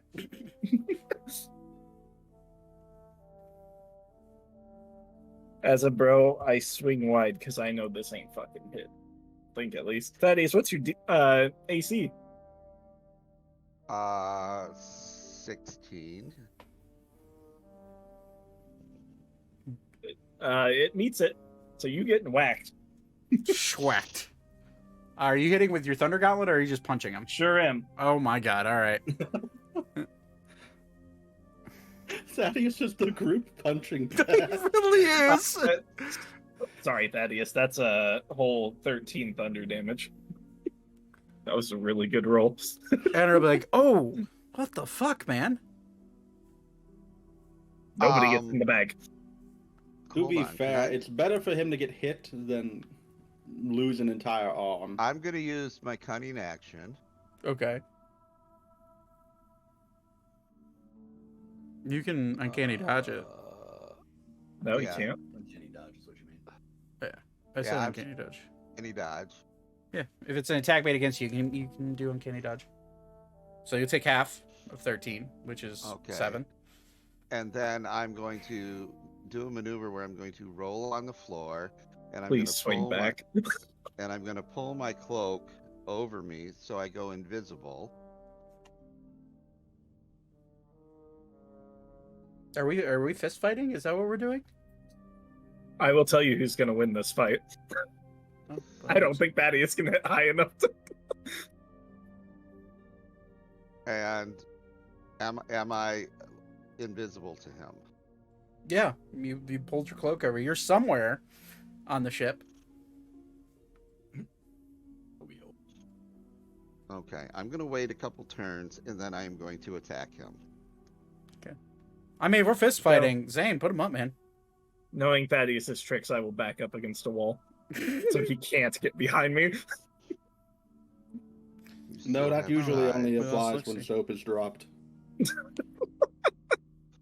And I turn my attention to.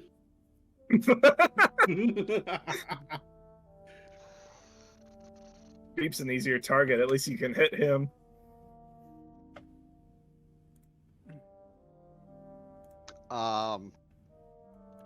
I'm going to pre-trigger my poison, Oh, that's just fucking mean. and I am going to make an attack with my rapier on his. What side is his arm on? Who, me? Yeah, don't you? I mean, like I have one... 2 arms. Yeah, but don't you have What like one? size is his arm? Don't you have a special arm, or am I getting? Both. I'd like to see you hit my AC first. Where did Lexi go? Luckily, you had to dip because they have work in the morning. Oh, okay. And I'm going to take. I'm going to make an attack with my rapier from his right side at his lower hip area. Okay. You make an attack with advantage. Actually, Beep. Wait, Beep. Beep has true sight. Remember. Yeah, no, I Same. remember I have it. So yeah, Beep, you're just watching Thaddeus sneak around like an idiot. Yeah, he's totally invisible, buddy. And again, oh, even to me? Yeah, Oh, wow. yeah, Okay.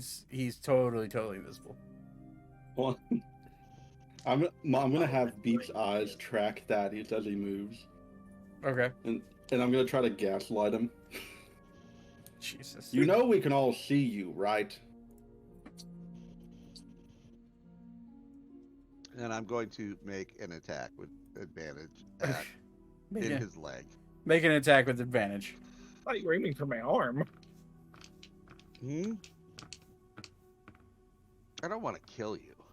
I thought you were aiming for my arm, though. Just want to make it hurt. No. Real. I just want to see you try to hit through my AC first. That would so, be yeah. All right, so here You're we fighting go. a wall. Yeah, but you have to remember, I'm like You have to remember how high my AC is, Todd. Oh Jesus. Oh, Okay, what the Jesus. fuck? That What the hell? I might Okay. die here, friends. All right. So You that's including sneak attack in there, bud.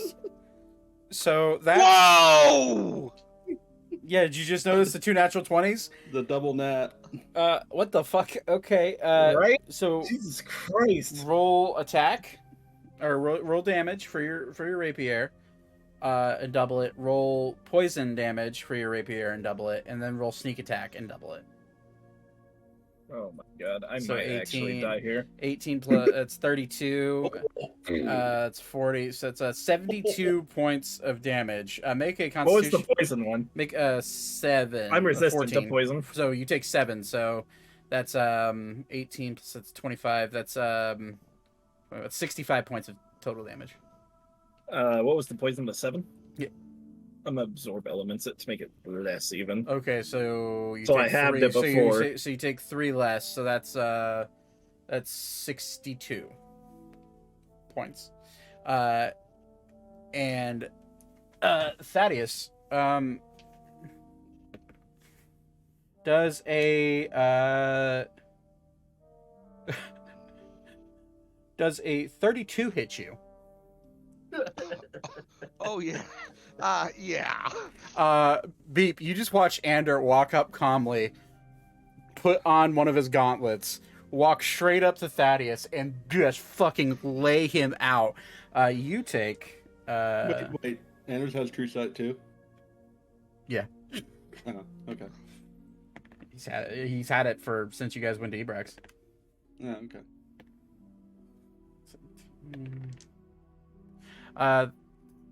So Thaddeus, you take 49 points of bludgeoning damage and 6 points of thunder damage. And Ander hits you, and he's like, "Don't fucking try to kill someone on my ship, you dickhead!" What happened to a fist fight, you fucker? I'm gonna pull my cloak off, bloodied with half my teeth missing, and go, "Okay, I think that got out of hand." You think? Zane, roll a Constitution saving throw, by the way. How many points did I take total? I have advantage on those. Because 55. My Constitution. But let me check what my modifier is really quick. What's 128 minus 55? Alexa, what's 128 minus 55? 128 minus 55 is 73. 73. Yeah, I have advantage on saving throws against poison, but I still nailed that. That's like 24. Yeah, you're good. You're not poisoned. Okay. Zane, Why would you stab me? I punched why would you punch me? you. You were being an ass. I'm always an ass and you're always a dick. To be totally fair, you have literally stabbed him in the femur. I'll go ahead. And Yes, drop I'm aware I didn't stab him in the head. What are you gonna do, Sweeper? I'll go ahead and drop a 3rd level cure wounds into each of them. I'm guessing Zane looks a little worse right now. I look much worse. Yeah, Zane's quite hurt.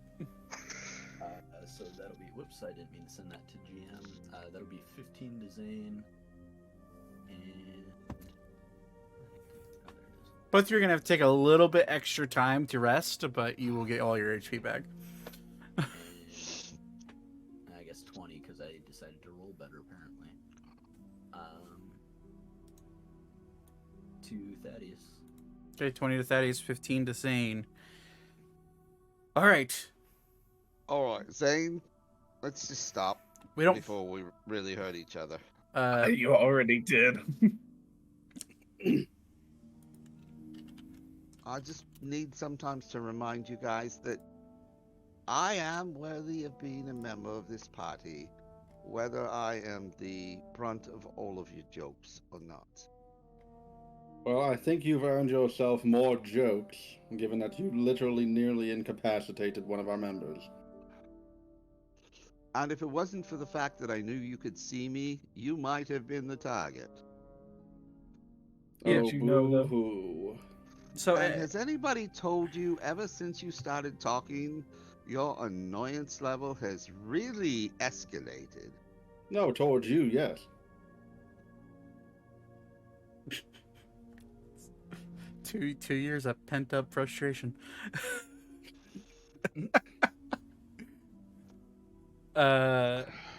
Ander will look at all of you. I don't care if you fight on my ship. Don't stab people, Thaddeus. And Zane, don't fucking punch him with your thunder gauntlets. That's just mean. They don't come off. As he slips off his gauntlet and puts it in his bag of holding. To be fair, I can't remove them. You can remove your armor, can't you? Not if I want to keep that. Can't you just like take your remove your hand part of your armor? Whatever. You're an artificer. Couldn't you design an on and off switch? I mean, there is, but you don't want to see the shit melt off my body. I kind of do actually. I'll do it halfway with my helmet, just like half of my face. It literally Just looks see like it- just lava. They start melting off like that one scene in Indiana Jones. Yeah. And then I'll like give that half grin because you can only see half of my fucking mouth. That's what you look like underneath all that. Huh. And I'm going to put my rapier in my scabbard. I'm going to approach Zane. I'm going to kneel. And Kick put him. my hands across my chest and say, as Thaddeus Sterling, formerly of Sterling, who's been disgraced, I request that you accept my apology. I'm gonna kick my heel back and teleport backwards where I was beforehand 15 feet with my boots and be like, apology accepted. And I'm gonna like melt the helmet back upward over my head. Okay. And Captain, I'm sorry for the disruption on your ship. Apology accepted. And and he will like look at everybody. You can fight. No weapons. All right. That's just ground rules. If you want to fist fight, beat the shit out of each other that way, I don't care. Just keep it to the top deck. Only time blades come out, or magic, or projectiles, or guns, or anything like that come out, is when we're actually trying to kill something. All right? Cool? Understood. All right, cool. But for the record, his fist would pound me through your floor. You'd Oh, like yeah. being pounded, wouldn't you? Damn it. And he will, Ander will look right at you, Arval, Captain, and just be like, bro, nice one. What? But also, Yeah, thank you. but also, tone it That's down a bit. fucking- All right? Just a wee. All right? Cool. Ah, Thaddeus, you don't have to make the sounds of what you and Noetic do in the. God, this is just, it's roast session part 2. All right, I'm for it. well, if he lines up the pound joke, I have to take it. Yeah, that's fair. okay, I now have decoy wine up my nose. Yeah, Todd, you did kind of tee him up for that one, like out of character here. Yeah. Okay, that's. I accept it. Ori will look at all of you. Fucking uncivilized. Coming from you, that's rich, buddy. And Ori, where were And you not having even my wearing a back? shirt. Oh, Or he may not be wearing a shirt, but he's got his big ass coat from when we were in Ebrecht still. you're damn right I do. He's Ori- spectacular. Ori, you please Dad, I use can't- that brush I gave you. Yeah. You're looking a bit matted. Oh shit, really? Okay. And he'll like pull it out and start brushing the mats out of his fur.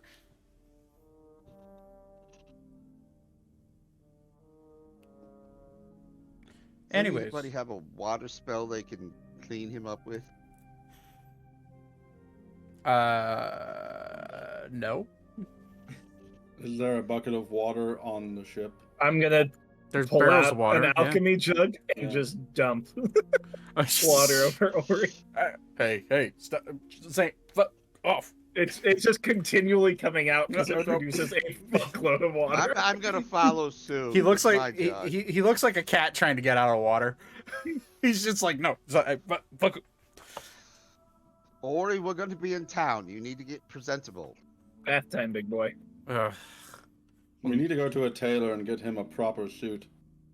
This is I mean, fine. he has one. Yeah, this is. No, like a formal wear. Can you imagine? was his formal fur wear when under we a formal started. wear? He ripped that, by the way. Completely ripped it off. Mm. You all have never went to a good tailor. Oh. We literally went to a good tailor when we were in Ebrax. A better tailor. What are you, some fucking noble prick? Shut the fuck up. All right. Yes. Oh, really? Shit. Yes. And what house are you from? Cantero. One that I'm actually guessing- accepts him as a part of the house. Wait. know. Hold on. Ander needs to roll. Ander will look at you and be like, "What? Yeah. I'm gonna shelve that in my brain right now and go this way." But this makes so much sense now. All right. Why? Do And- you often see tabaxis coming out of Ushar? No, but I know of a very uptight father of yours that does not like me at all. I assume he's your father. Did you try to fuck my mother? You want me to fuck your mom? I can do that. No. Did Oh. you? Jesus. Oh Ander. no! Well, I know you're already sleeping with a queen. I don't want it to be my mother. no. Wait, are you sleeping with Noetic? No, I'm not gay, dude. I mean, You said you were sleeping more with kudos the to you, queen. but I'm no. I like girls. Did you just not say he was sleeping with the queen? Okay. That's funny. And Ander will just kind of nod at you like, you're capable of funny things. No, he is I'm capable of I'm funny s- things. He's normally a joke. uncalled for. Remember that thing I said dial it back a little bit? That met that criteria. Funny. It was funny. And do you also have formally of in front of the house? No. He wasn't disowned. I was not disowned. I left of my own accord. Well, probably before they disowned you. They did not disown me. They're actively looking for me. I mean, Why do you think I beep all over the place? I can ask your mom. Please don't ask my mom. Wait, I have wait, her. I have a sending stone. I can. I'm going to put a tracking device on your airship, and if I figure out that this airship is going anywhere to Ushar, I will dimension door over and fuck you personally. Oh. I'm going to advance it- into wait, the wait, wait. future and use Google to see what your mother is all about. Beep, isn't it fuck you up? No, Oh. I'm going to threaten your sexuality. Noted. All right. This has gotten really fucking weird. Back to captaining my ship. All right. That was a perfect use of intimidation. Yeah, you didn't have to roll for that. He's like, cool.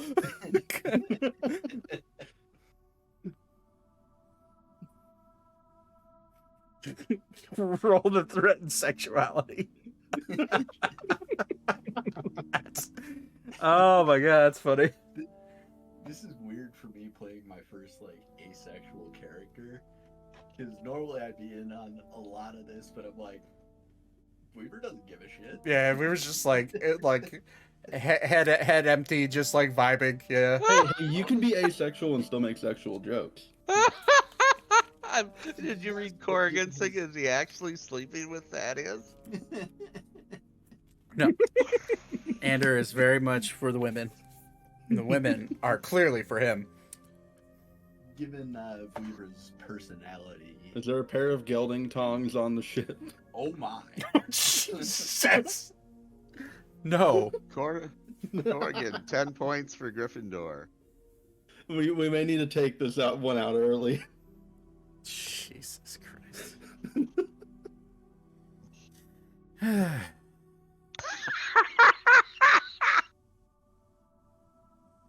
All right. I'm just gonna unbutton my pants and drop my junk on the table and go, okay. I'm gonna smash No. the junk with You my see- fist. you look down and your junk is no longer attached to your body, and multiple blades hit it at the same time. We're having sausage tonight, boys. It's a shame it won't feed the whole crew. It's too small. One of you will choke to death. Honestly, but On what? on his balls because of the sheer size that Thaddeus has for all the dumb shit he does. I'm fucking swinging down there, all right? That's all I gotta say. Buffalo balls. Rocky Mountain oysters, baby. All right, enough talking Thaddeus' genitalia. Please. At least it finally got some attention. Finally. It's been years since it's touched anything. You're right. Yeah, it's canon actually. Fuck. The Autobot just dinged me. What's the meat chopper bonus roll? Dexterity. Followed by Constitution. Making Beep an active character in vocal conversations has made my life so much more fun. Yeah, I can imagine. I'm sorry. Correction, I said Gryffindor. I meant Slytherin. To be fair, Beep, as much as I enjoy you talking, I do miss your familiar. Beep. A little Irish leprechaun pops out. Well, how do you? It's been a while. It's been a bit of a time. You know, I preferred it when you were talking. Instead of Well, the I was arrogant just fuck trying over to there. enjoy my life. Honestly, Beep doesn't really take me out too much because he knows that I like it where I'm at. Leprechaun Land is very pretty this time of year. Is that actually what I it's could called? understand that Mr. I Beep, call it that. once he starts talking, it's all about him. Well, Beep likes to play around and be witty. I don't know if I'd call it witty, as more as I'd call it He's wittier than you. narcissistic. Well, of course he is. There's a difference between wittiness and narcissism. Is there? Ander from the cheap seats. Yes, Ander. Oh, You're all right. probably not intelligent enough to recognize that. He will look at you dead in your like as soon as you turn your head from him, you feel daggers being stared through your head. All right. Noted. I'm waiting for that gauntlet to come back out. Just hailing fists from the cheap seats, yeah. He's gonna throw his gauntlet without his fist on it right at I'm gonna catch his gauntlet. I'm gonna put it on. Zane might. He's gonna be Thanos. Oh. Sleepy puppy is sleepy. I'm gonna change my name to Thanos. You guys start to see the ship turn on its y-axis and start to do a barrel roll. And it's just just Z or R twice. Good thing I tied myself to the piano strings. Just Wait, start playing playing the that with the entertainer. piano strings. Playing the entertainer as the poet Kareem. yeah, Jesus.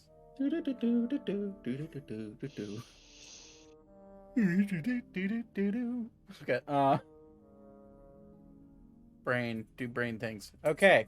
So you guys through all this chatting and just kind of relaxing, a little bit of fisticuffs. About 9 hours passed, and all of you have a long rest. Yeah. Yeah.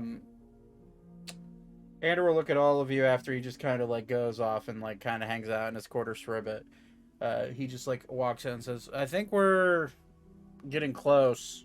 At least I can start. I can smell burning hair, which is when you're getting close to Artemis. Now.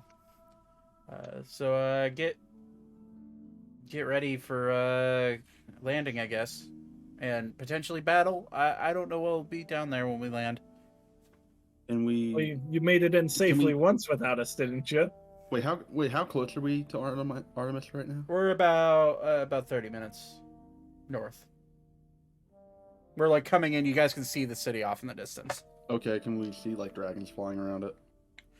Make a perception check.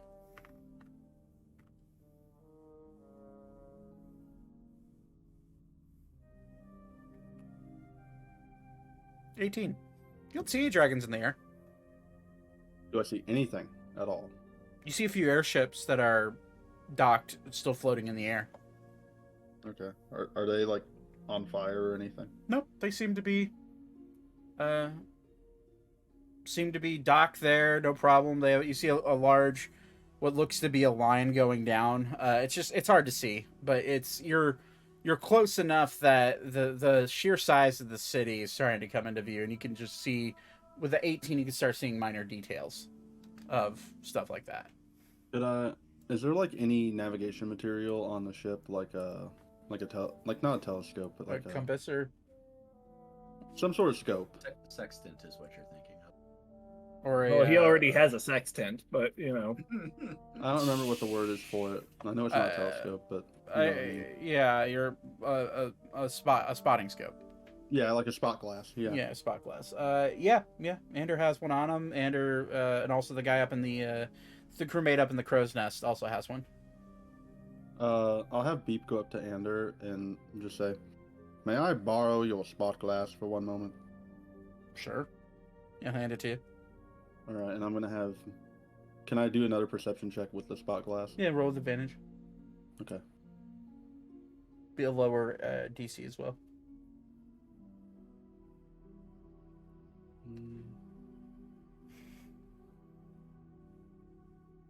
25. Yeah. You look. You don't see any dragons.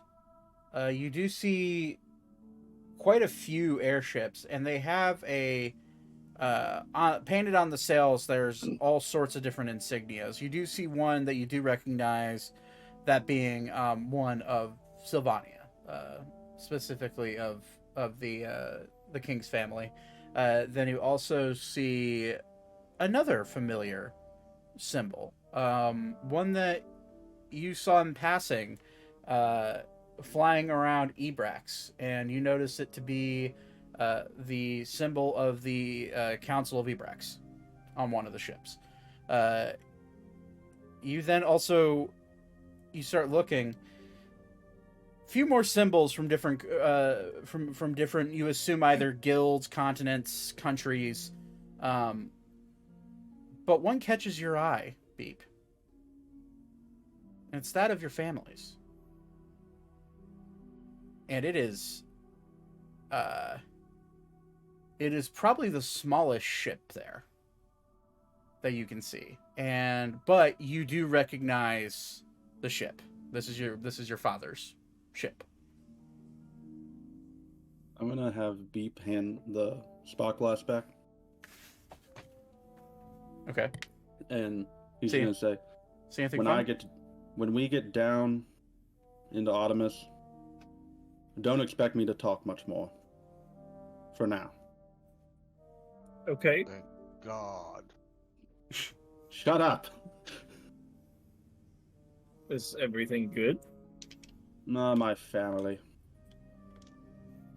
They did nothing wrong, and I did nothing wrong to them. I did, but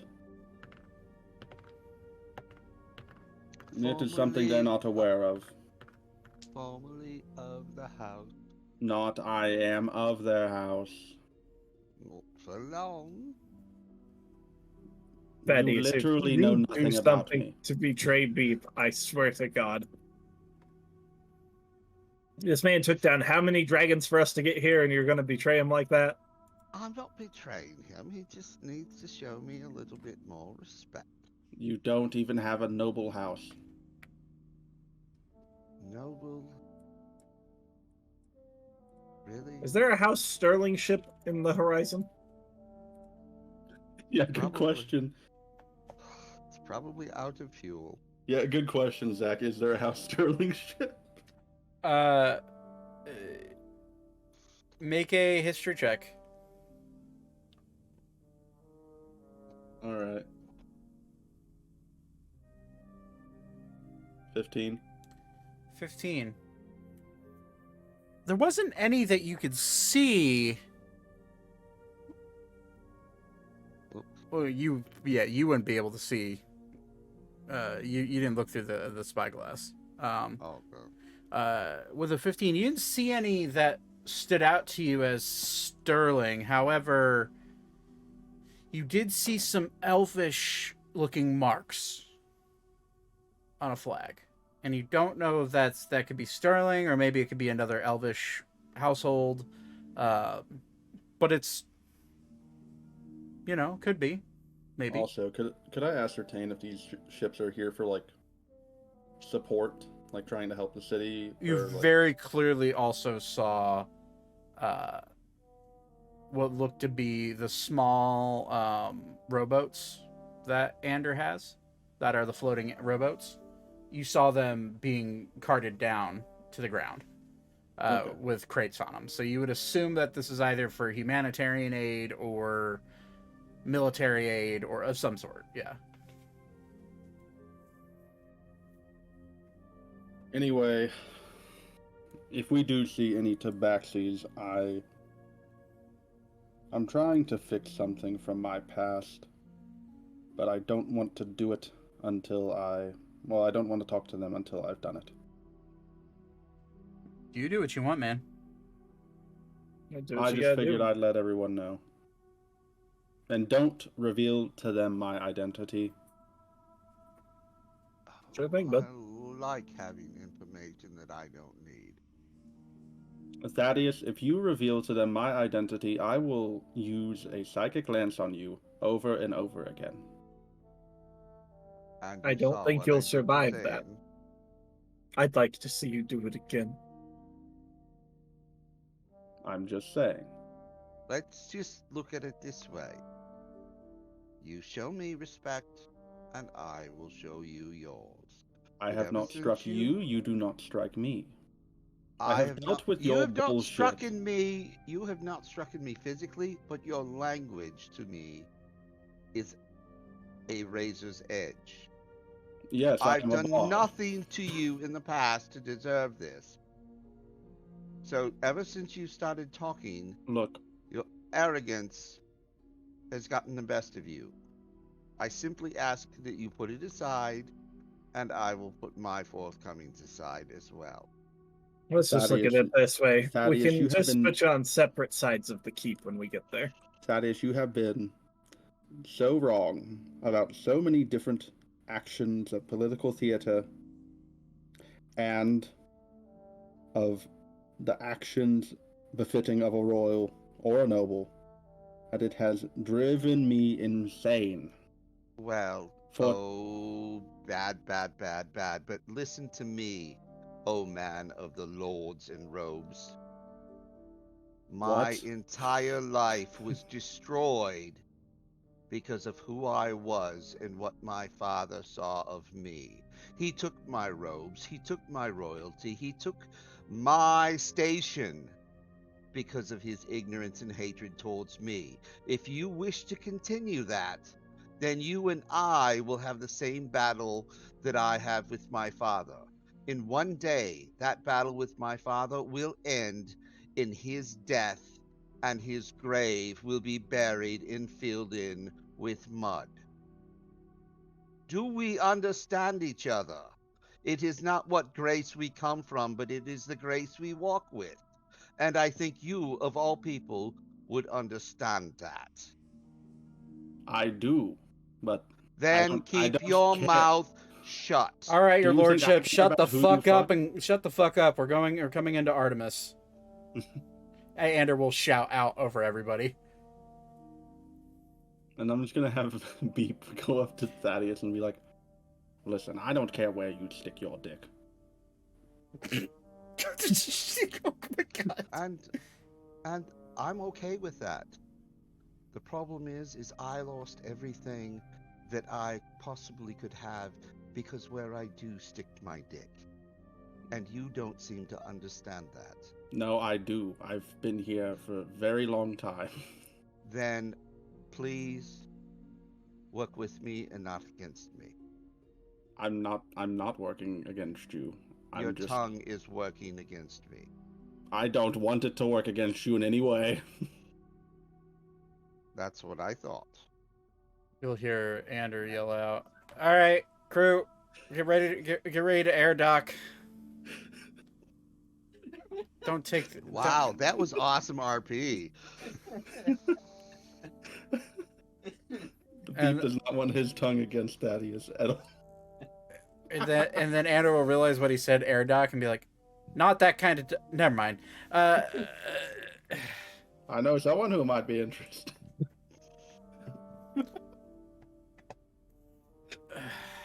All right, and then you'll see the airship like guide in, and now that everybody's there, you'll start to see symbols of families that you do recognize.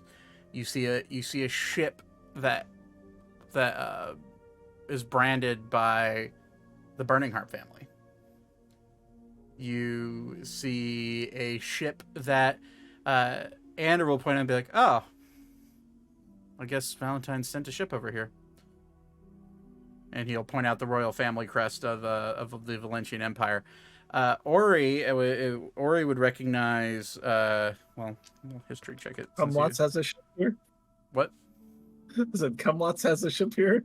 No, but the royal family of Astrium, the country that he's from, does. And then Zane, only you would recognize this symbol. Mm-hmm. You see a symbol with a giant O. And in the center of that O is an I. And facing this O, or the circle in the center of it, is an AS. You would know that this symbol is that of someone you thought to be dead. Someone that you've always thought was dead. And then you start to think, well, maybe he... And I will send you the name of this person because only you would know this. It's John. I can't believe John still lives. Holy shit, no fucking way. Mm-hmm. You'll see them. You see this in plain view. You remember the stories. You remember everything that Archer ever told you about this person. And then you remember seeing a book that Archer had that had this symbol on it.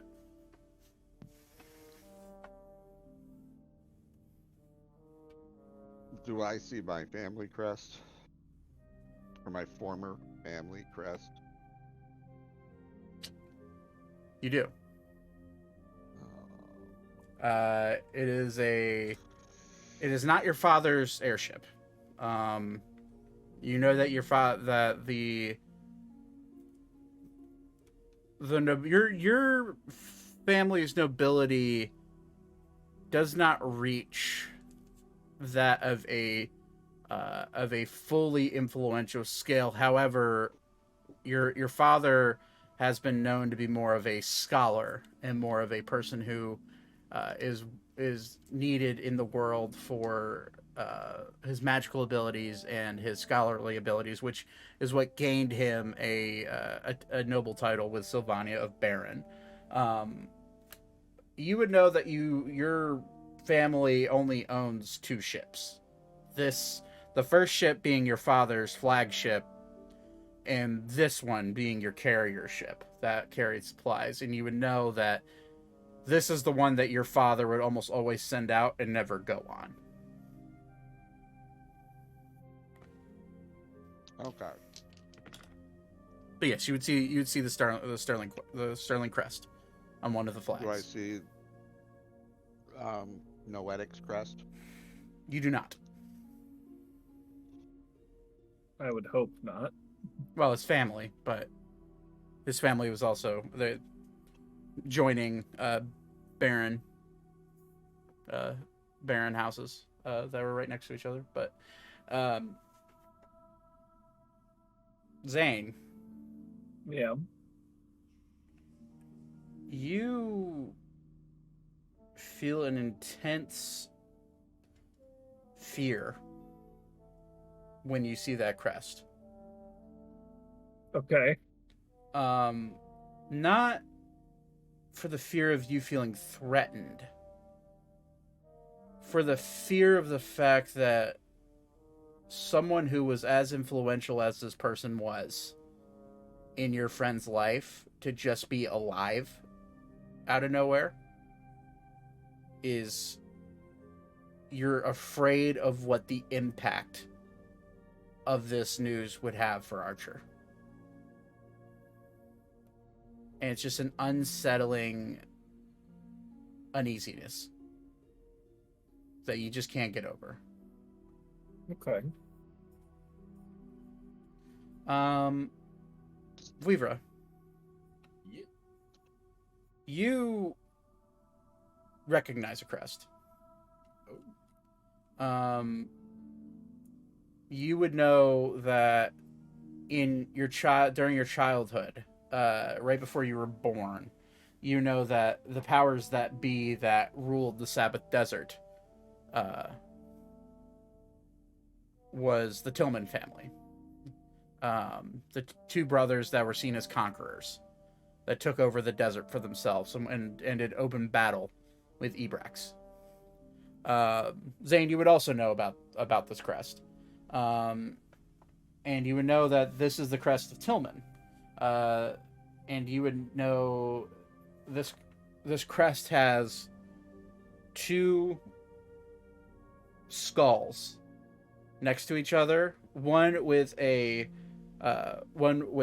mustache, a long, like, handlebar like mustache, and the other one with an eye patch over his left eye. And you would know, Weaver, just from growing up where you did and traveling through the desert as you did, you would know that this is the mark of the Tillman brothers. And you know that they are bad news. So And it would bewilder you at the fact that there's actually, with what looks to be a humanitarian effort, the fact that they even sent a ship is bewildering to you. I will go ahead and spit over the side when I see that. Okay. Ander will look around and say, damn. Guess the king pulled out all the favors for this. Or maybe there's Zane, some including event. some less than desirable ones. Yeah. Yes, that is. I'm sorry for my actions earlier.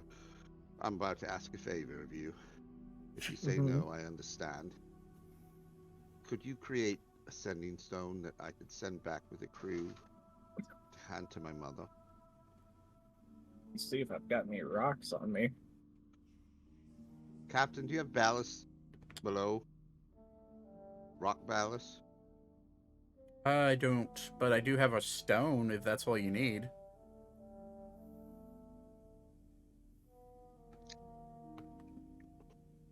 I have. Should just need 2 rocks. That would count. I don't know if they're What do you have, Weaver? sling bullets. Technically, yes. That's... let me... Because those are generally more like shale, right? Or I like have no pebbles. You need I actual just like know that- rocks. Yeah, those wouldn't be big enough. Okay. But I know that I have a old school shepherd sling, and it's big enough for a tennis ball. So yeah, you know, that's fair. But the sending stones are generally flattened, quite large stones. Okay. Ander will look. He's like, let me go check my quarters, and he will walk out and walk in quickly, and then walk out with 2. One being kind of like a tealish looking rock, and the other one being a reddish, like a red clay rock. And you're like, these are just things I picked up along the way, been given to me, collected because I thought they looked cool. You can use them if you want. I'd like Work. to make us. Thank you. And again, I apologize for my behavior. Apology accepted. I'd like to make a sending stone that I can send back with the ship, so I can maybe speak to my mother. Wait. That's what the S stands for. Oh. Oh. Well, if you want me to parlay with the ship, I can set up a meeting between you two. Since, they're air docks, so gaining access to that ship is gonna... You can't just walk onto the ship. So Oh, I'd have to send my familiar over there to ask if it's okay if we board. if you could, please, sir. And he will look behind him and go, "Hey, I know you've been asleep a while, but come on out." And you will see landing on his shoulder a red fox. And you're like, "Hey, I kind of need you to not be a fox anymore. Is that okay?" And you'll see the fox like look at him like with the most disgust you'd ever seen a fox have. And then it will... Does he say anything? No. It will bite his ear, and then its body will fold in on itself and turn into a parrot. And the parrot will just kind of like sit there and go, "Ah," and just like grumble. It's like, all right, I don't know what the fox said. you motherfucker. God damn it. All right. Hey, he'll Ander will just like pet it and be like, "All right, Elias, it's fine. You're only going to be a bird for just a short amount of time." And the bird will peck at him. Not happy. So he'll write out a little note. Let's see.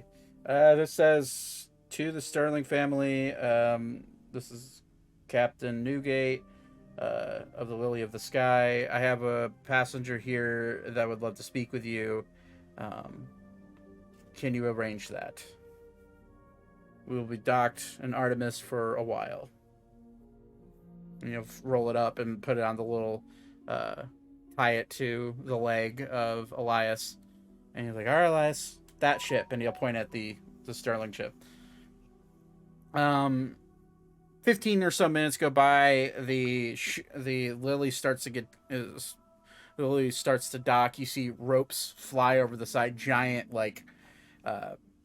foot, like 1 foot in diameter ropes getting thrown down to the bottom below, or the floor below or ground below. When you guys look over, one thing to note is the city is there's no longer lava coursing through it. There's what looks to be cooled obsidian, but there's still marks of the lightning that course through the city. And this is what the city looks like now. I don't notice much of this. I am still locked on the family. Okay. I need to make the opacity slightly less because it's quite bold. Well, I'm just locked on that other ship. right. Where are we docking exactly? Currently, you're at the aviary, which is the air. You're around the aviary, so there's ships that are docked. Actually, sorry, apologies. You would actually be over near Thornix Grove, in between the aviary and Thornix Grove, which is right around here in this general area. Okay. Where did we leave? I can't remember exactly here where we left. I'm blanking. What do you mean? Fairy guy. Oh, I'm blanking on the name. He's in the Royal Library up here. Right. Okay. I don't know why I can't remember his name right now. Yeah, you're fine. So you guys are docked around here. you'll see Elias come flying back, and he'll land on his shoulder, on Ander's shoulder, and there'll be a note back stating, "The Commodore of the ship will not be returning until tomorrow morning. We can set up an audience an audience with your crew and us for whenever he gets back." And Ander will read that out to you guys. So I guess tomorrow morning at some time we can enter their ship and talk, and you can speak with them, and you can hand them whatever stone you have to hand them.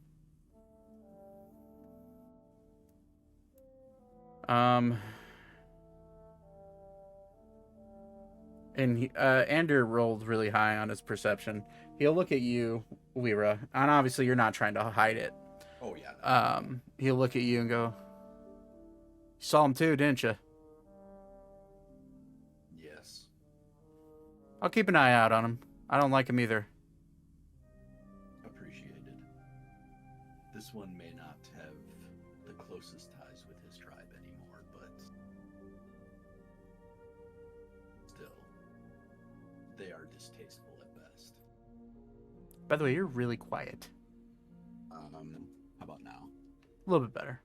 Okay. Let me see. I've been messing with things trying to get my other headset to work, so. It's like you're probably, I'd say, It's much softer than normal. yeah, How about now? much better. Better. Okay. Better. Cool. In fact, I have to turn you back down. Sorry. Yeah, you're good. Okay.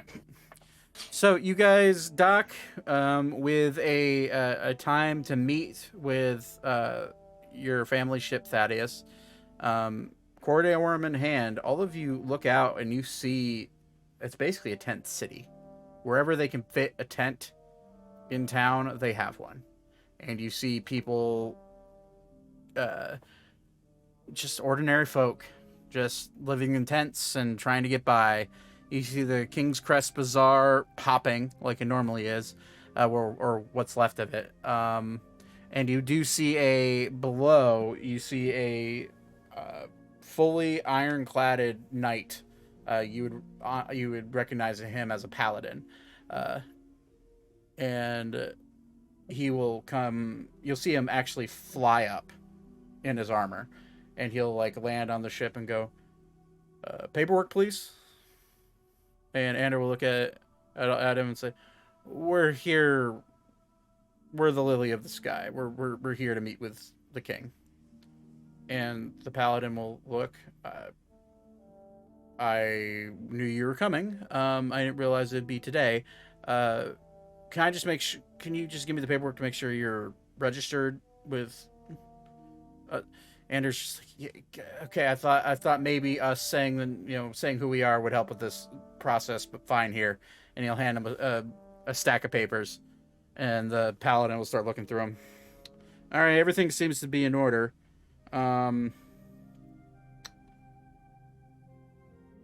Okay, Mr. Newgate, rat bastards, your name. Welcome to Artemis, or welcome back to Artemis. The king is waiting. He's currently in the library. I would get there post haste."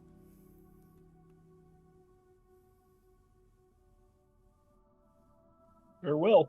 Very well. Ander will then look at, "Hey, what's up with all the fucking ships?" And you'll like nod and go, "A lot of Adas come in as of late.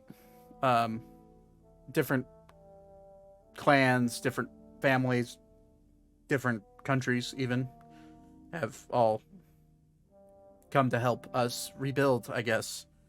I don't know. I'm just here to take paperwork and stop anybody that tries to do anything stupid."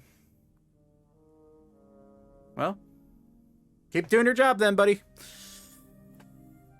All right, Alex, get the boats ready. We're heading down to the Royal Library. All right. Hey, the brother of Ander looks at him. All right, fine.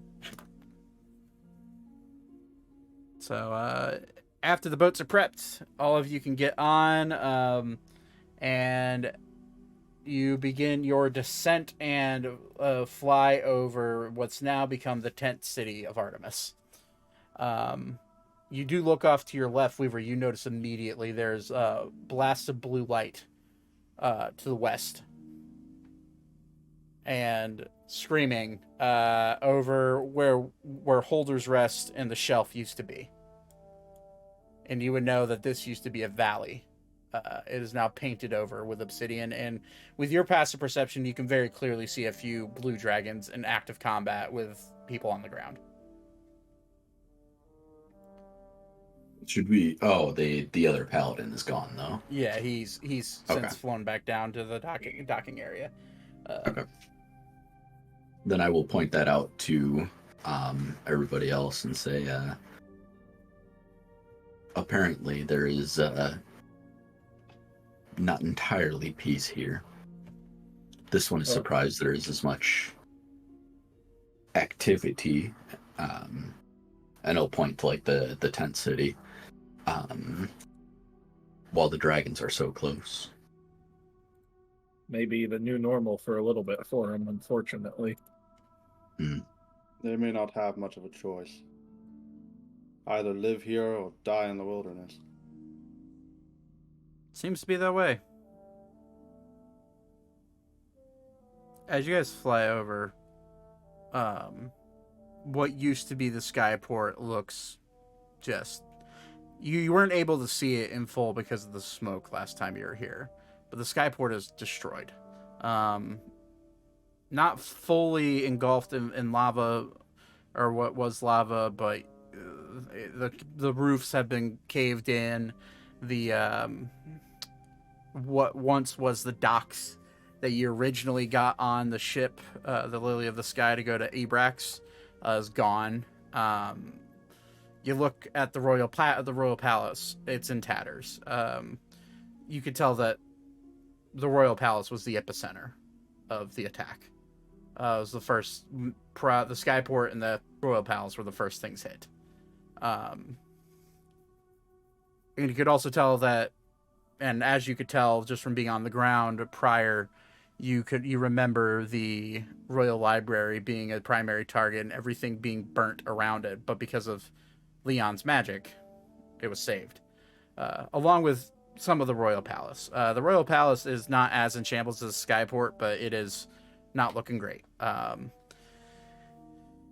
After about a 15-minute fly through the city, you do land at the Royal Library. Standing outside of the Royal Library is a battalion of paladins.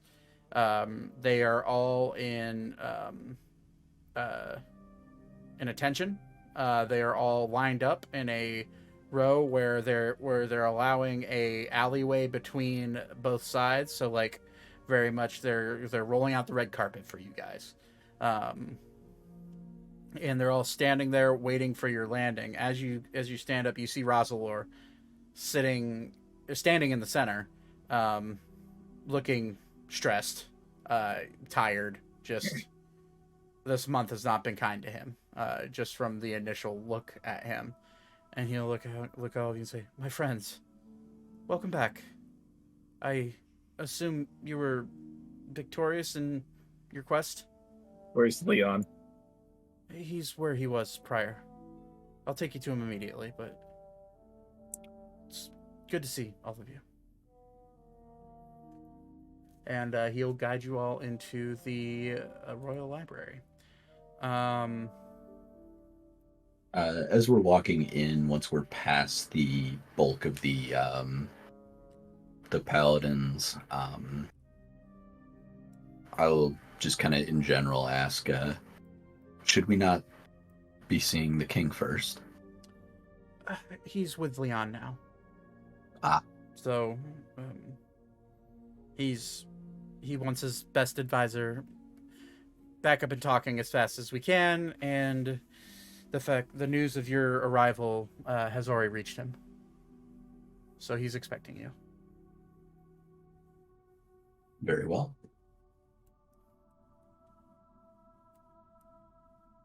So, as all of you walk into the Royal Library, it's still in its shifted defensive mode that you're not used to. At least you're now used to it, given the fact that you stayed a few nights here. But you walk to the center chamber. Rosalor guides you to the center pool, where he says a few incantations, and you see the runes light up around and start to drain the water as the underground staircase begins to show itself. They're down there. I'll follow behind. I need to shut this first, though. I will lead the way then.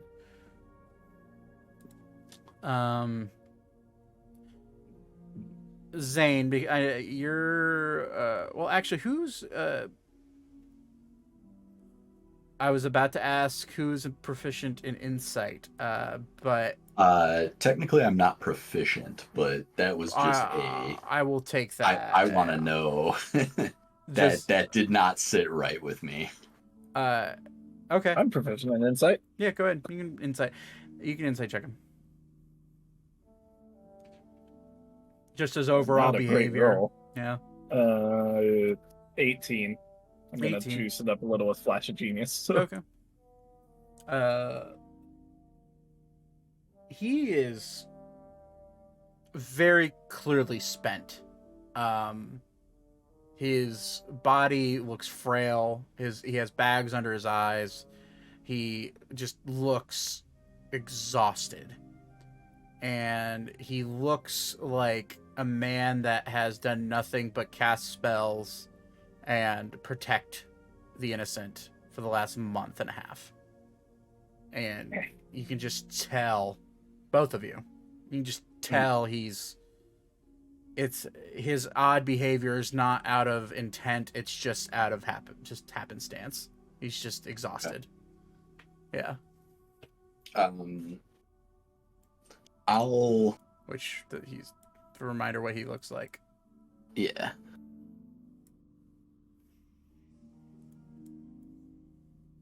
I'll go ahead and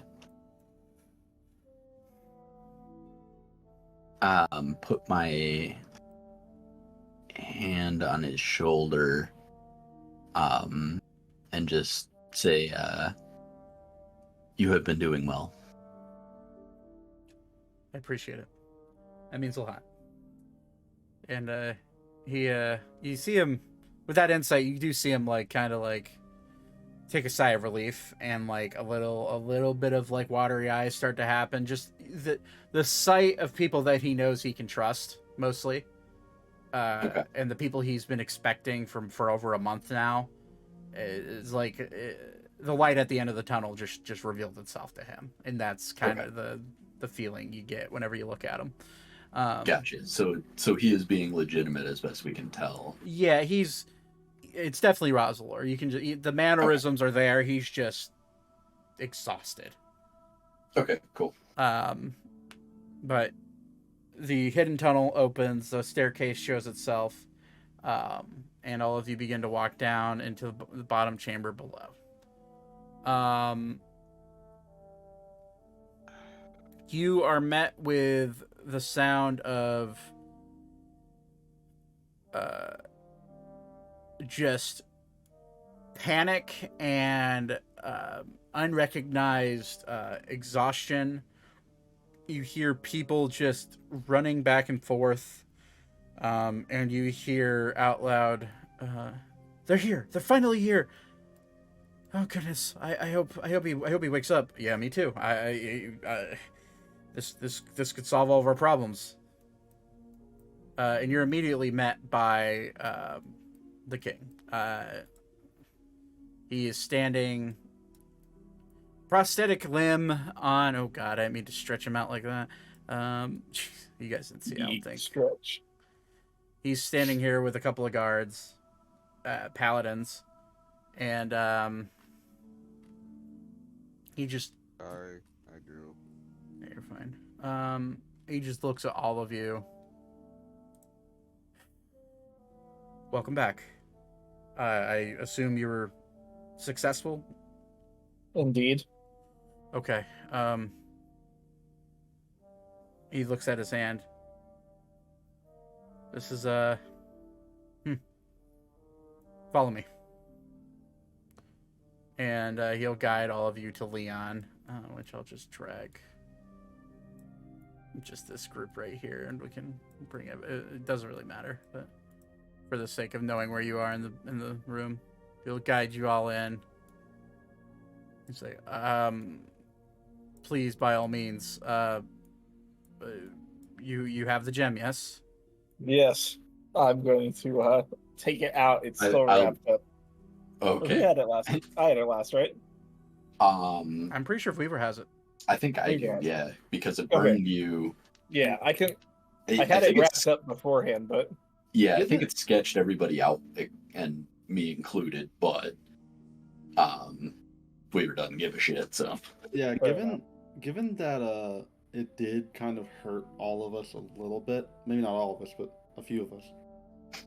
Can I check and see if this won't hurt Leon? Yeah, I mean, you can make a medicine check or an arcana check. I can try to arcana. I think I'm awful at both. Or a religious check. I'll arcana check it against him. Religion, arcana, or medicine. Okay, that was pretty good. Well, I'm bad at all of them. 25. So arcana. 15. There we go. One of each. Oh no, you want arcana? Never mind. 25. No, medicine works. He said medicine was good. Yeah, medicine, arcana, or religion. Although Zane said 25, yeah? Yep. Okay. You would look, and the man standing in front of you is not the person you left. He is decrepit. He looks skinny. His face is sunk in. You can tell the effects of whatever happened to him have been eating at his body, and not only his body, but with a 25 at his very essence, his very soul, for the last month and a half. And he just looks on death's door. And I'd say if we don't do this, friends, he ain't going to make it. But with the 25 Arcana, you would know that he's Fey. He's a fairy. Granted, the visage he's choosing to use right now is that of more of a human or an elf. But you know that he is of Fey descent. And you haven't seen any evidence that shows that could potentially, that him being fake could, the gem could hurt him in any way. Give it to him. We have no other choice. He's got to hold it. It healed all of us. No, it didn't. But Not me. It did not heal all of us, but he doesn't have any other choice. He needs to take it. So I'll go ahead and put it into his hands. What doesn't kill you will make you better. Not me in Beep's case. that works, but okay. So you cup it. Beep, would you like to hold it? No. You place it in his hands. Immediately upon placing it in his hands, his face begins to fill out. His overall complexion begins to go from a pale skin to the tan elvish skin that he had before. You see his muscles begin to grow in his body and become more firm, and not his arm, his shoulder. You can see his collarbone sticking out, and you can see his body start to just fill out. It's like it's literally like you're inflating him. Just for the record, if it looks like something is going haywire, like something's going wrong, like he's growing into a monstrosity or something ridiculous like that, I am ready to grab the gem. Okay. You're going invisible, that is? Yeah, just in front case of everything goes. Oh, okay, I see. I'm pulling my rapier out. I'm going invisible and pulling my rapier out. Wait a in minute. Case. Does Thaddeus even have the cloak He did- anymore? Yeah. No, he's greater invisibility. Yeah. Well, I just thought like the invisibility cloak thing was over because of the Yeah. Cor Deorum's effect. Yeah, the visibility, your visibility cloak is, you're right. It's over, but you have the ability to at will use greater invisibility. Okay, I'm going invisible, and I'm pulling out my rapier, just in case things go bad. Stab him. You see his We're, body. we're not paranoid at all. No, not in the slightest. But you see his head. I just want to hold on real quick. Mhm. Thaddeus is literally going invisible with a rapier ready. The king is in the room. Oh, and the king's staring right at him. You see his eyes. You see his eyes glowing. Yeah, you see like Beep. You specifically see that. You're like, all right. And the king just kind of is looking at you, Thaddeus, like, the fuck, man. Just do this good, please. You also see the queen behind him, just like staring, kind of smirking at you. Safety precautions. Safety precautions. Either way, Leon's body begins to transform into a kraken. And I'm yanking No, the I'm fucking kidding. jet. I'm kidding. I'm kidding. I'm kidding. I'm I kidding. dive forward and scramble his eyeballs out.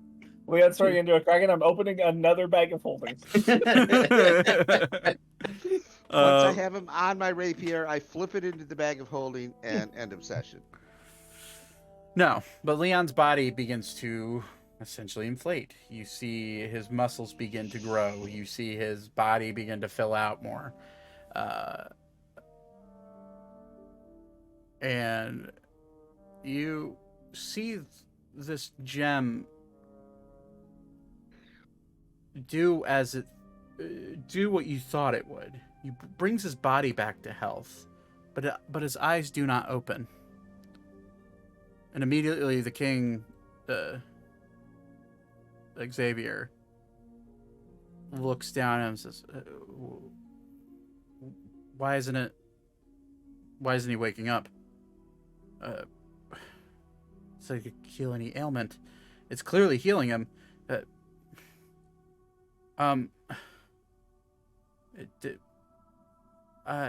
You just see him kind of like looking and his eyes darting. Was it a curse? Was it something that can't be healed? I'm going to put a hand on his shoulder and just be like, wait. The soul recovers slower than the body. He'll like look and right. After about 30 seconds of this sitting in his hands and his body being fully refreshed, you see a golden light start to come down and touch the gem.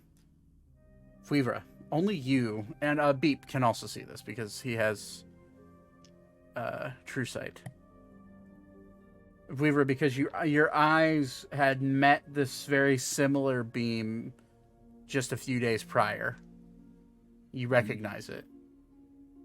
And you see what looks to be a ball of light in the center of that golden beam float down and enter into the body of Leon. You would recognize this as the spirit of someone entering back into their body. You would surmise that Leon was in fact dead. Oh. Oh. I'm going to keep that to myself. Yeah, I'm gonna say shit. I'm going to kind of look at Beep because if I can tell that Beep recognized it too, there's going to be a sidelong glance and Hold on. not saying anything. I gotta find something. I'll show you like what Beep's looking like in D&D chat because I can't send it here. Am I able to like notice the visual communication between the two of them? You can roll a perception check. That's Beep. No, on it with a 15. No, it's just side glances. Yeah, just like Just Beep looking over. you see them. Beaver. You see them looking at each other, but it could be something as simple as them just just a quick glance, like nothing to glean from that. We're both just like, oh shit. Oh, oh no. If For we the had gotten there like an record. hour later. For See, gameplay, if I see like him starting to glow as though he's positively returning to life, then I will sheath my rapier and undo my invisibility.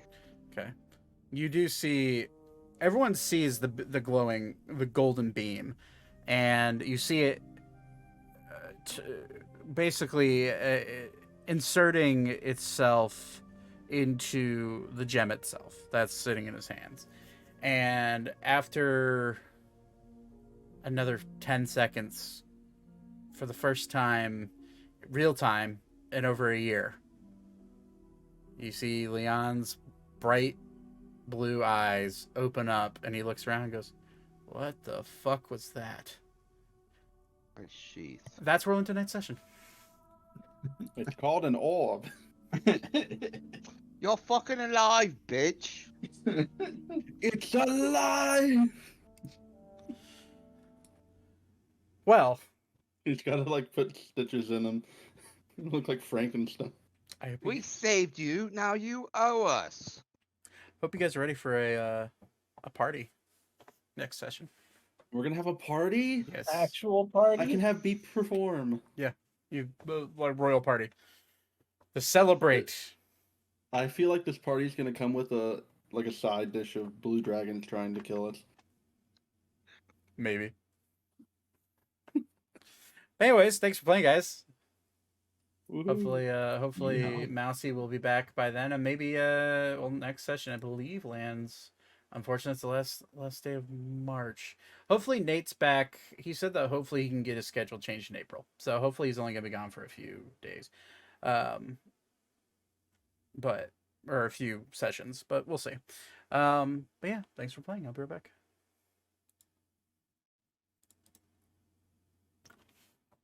All right, guys.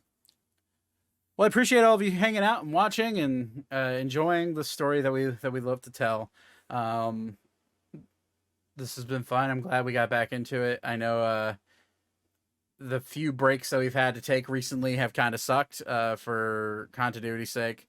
But everyone's just kind of, getting 8 adults into one Discord call and trying to get them to actually be available is difficult sometimes.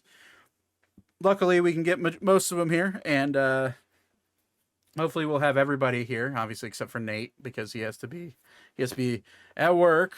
But other than that, pretty excited. We'll get into the aftermath of all this next session. I appreciate all of you who have stuck with it this long, and I will see you guys next weekend, Sunday night, 7:30 p.m. Eastern time. Have a wonderful night. If you haven't followed here, please do. And I appreciate all of you that have stopped by tonight. Have a wonderful night. Peace out.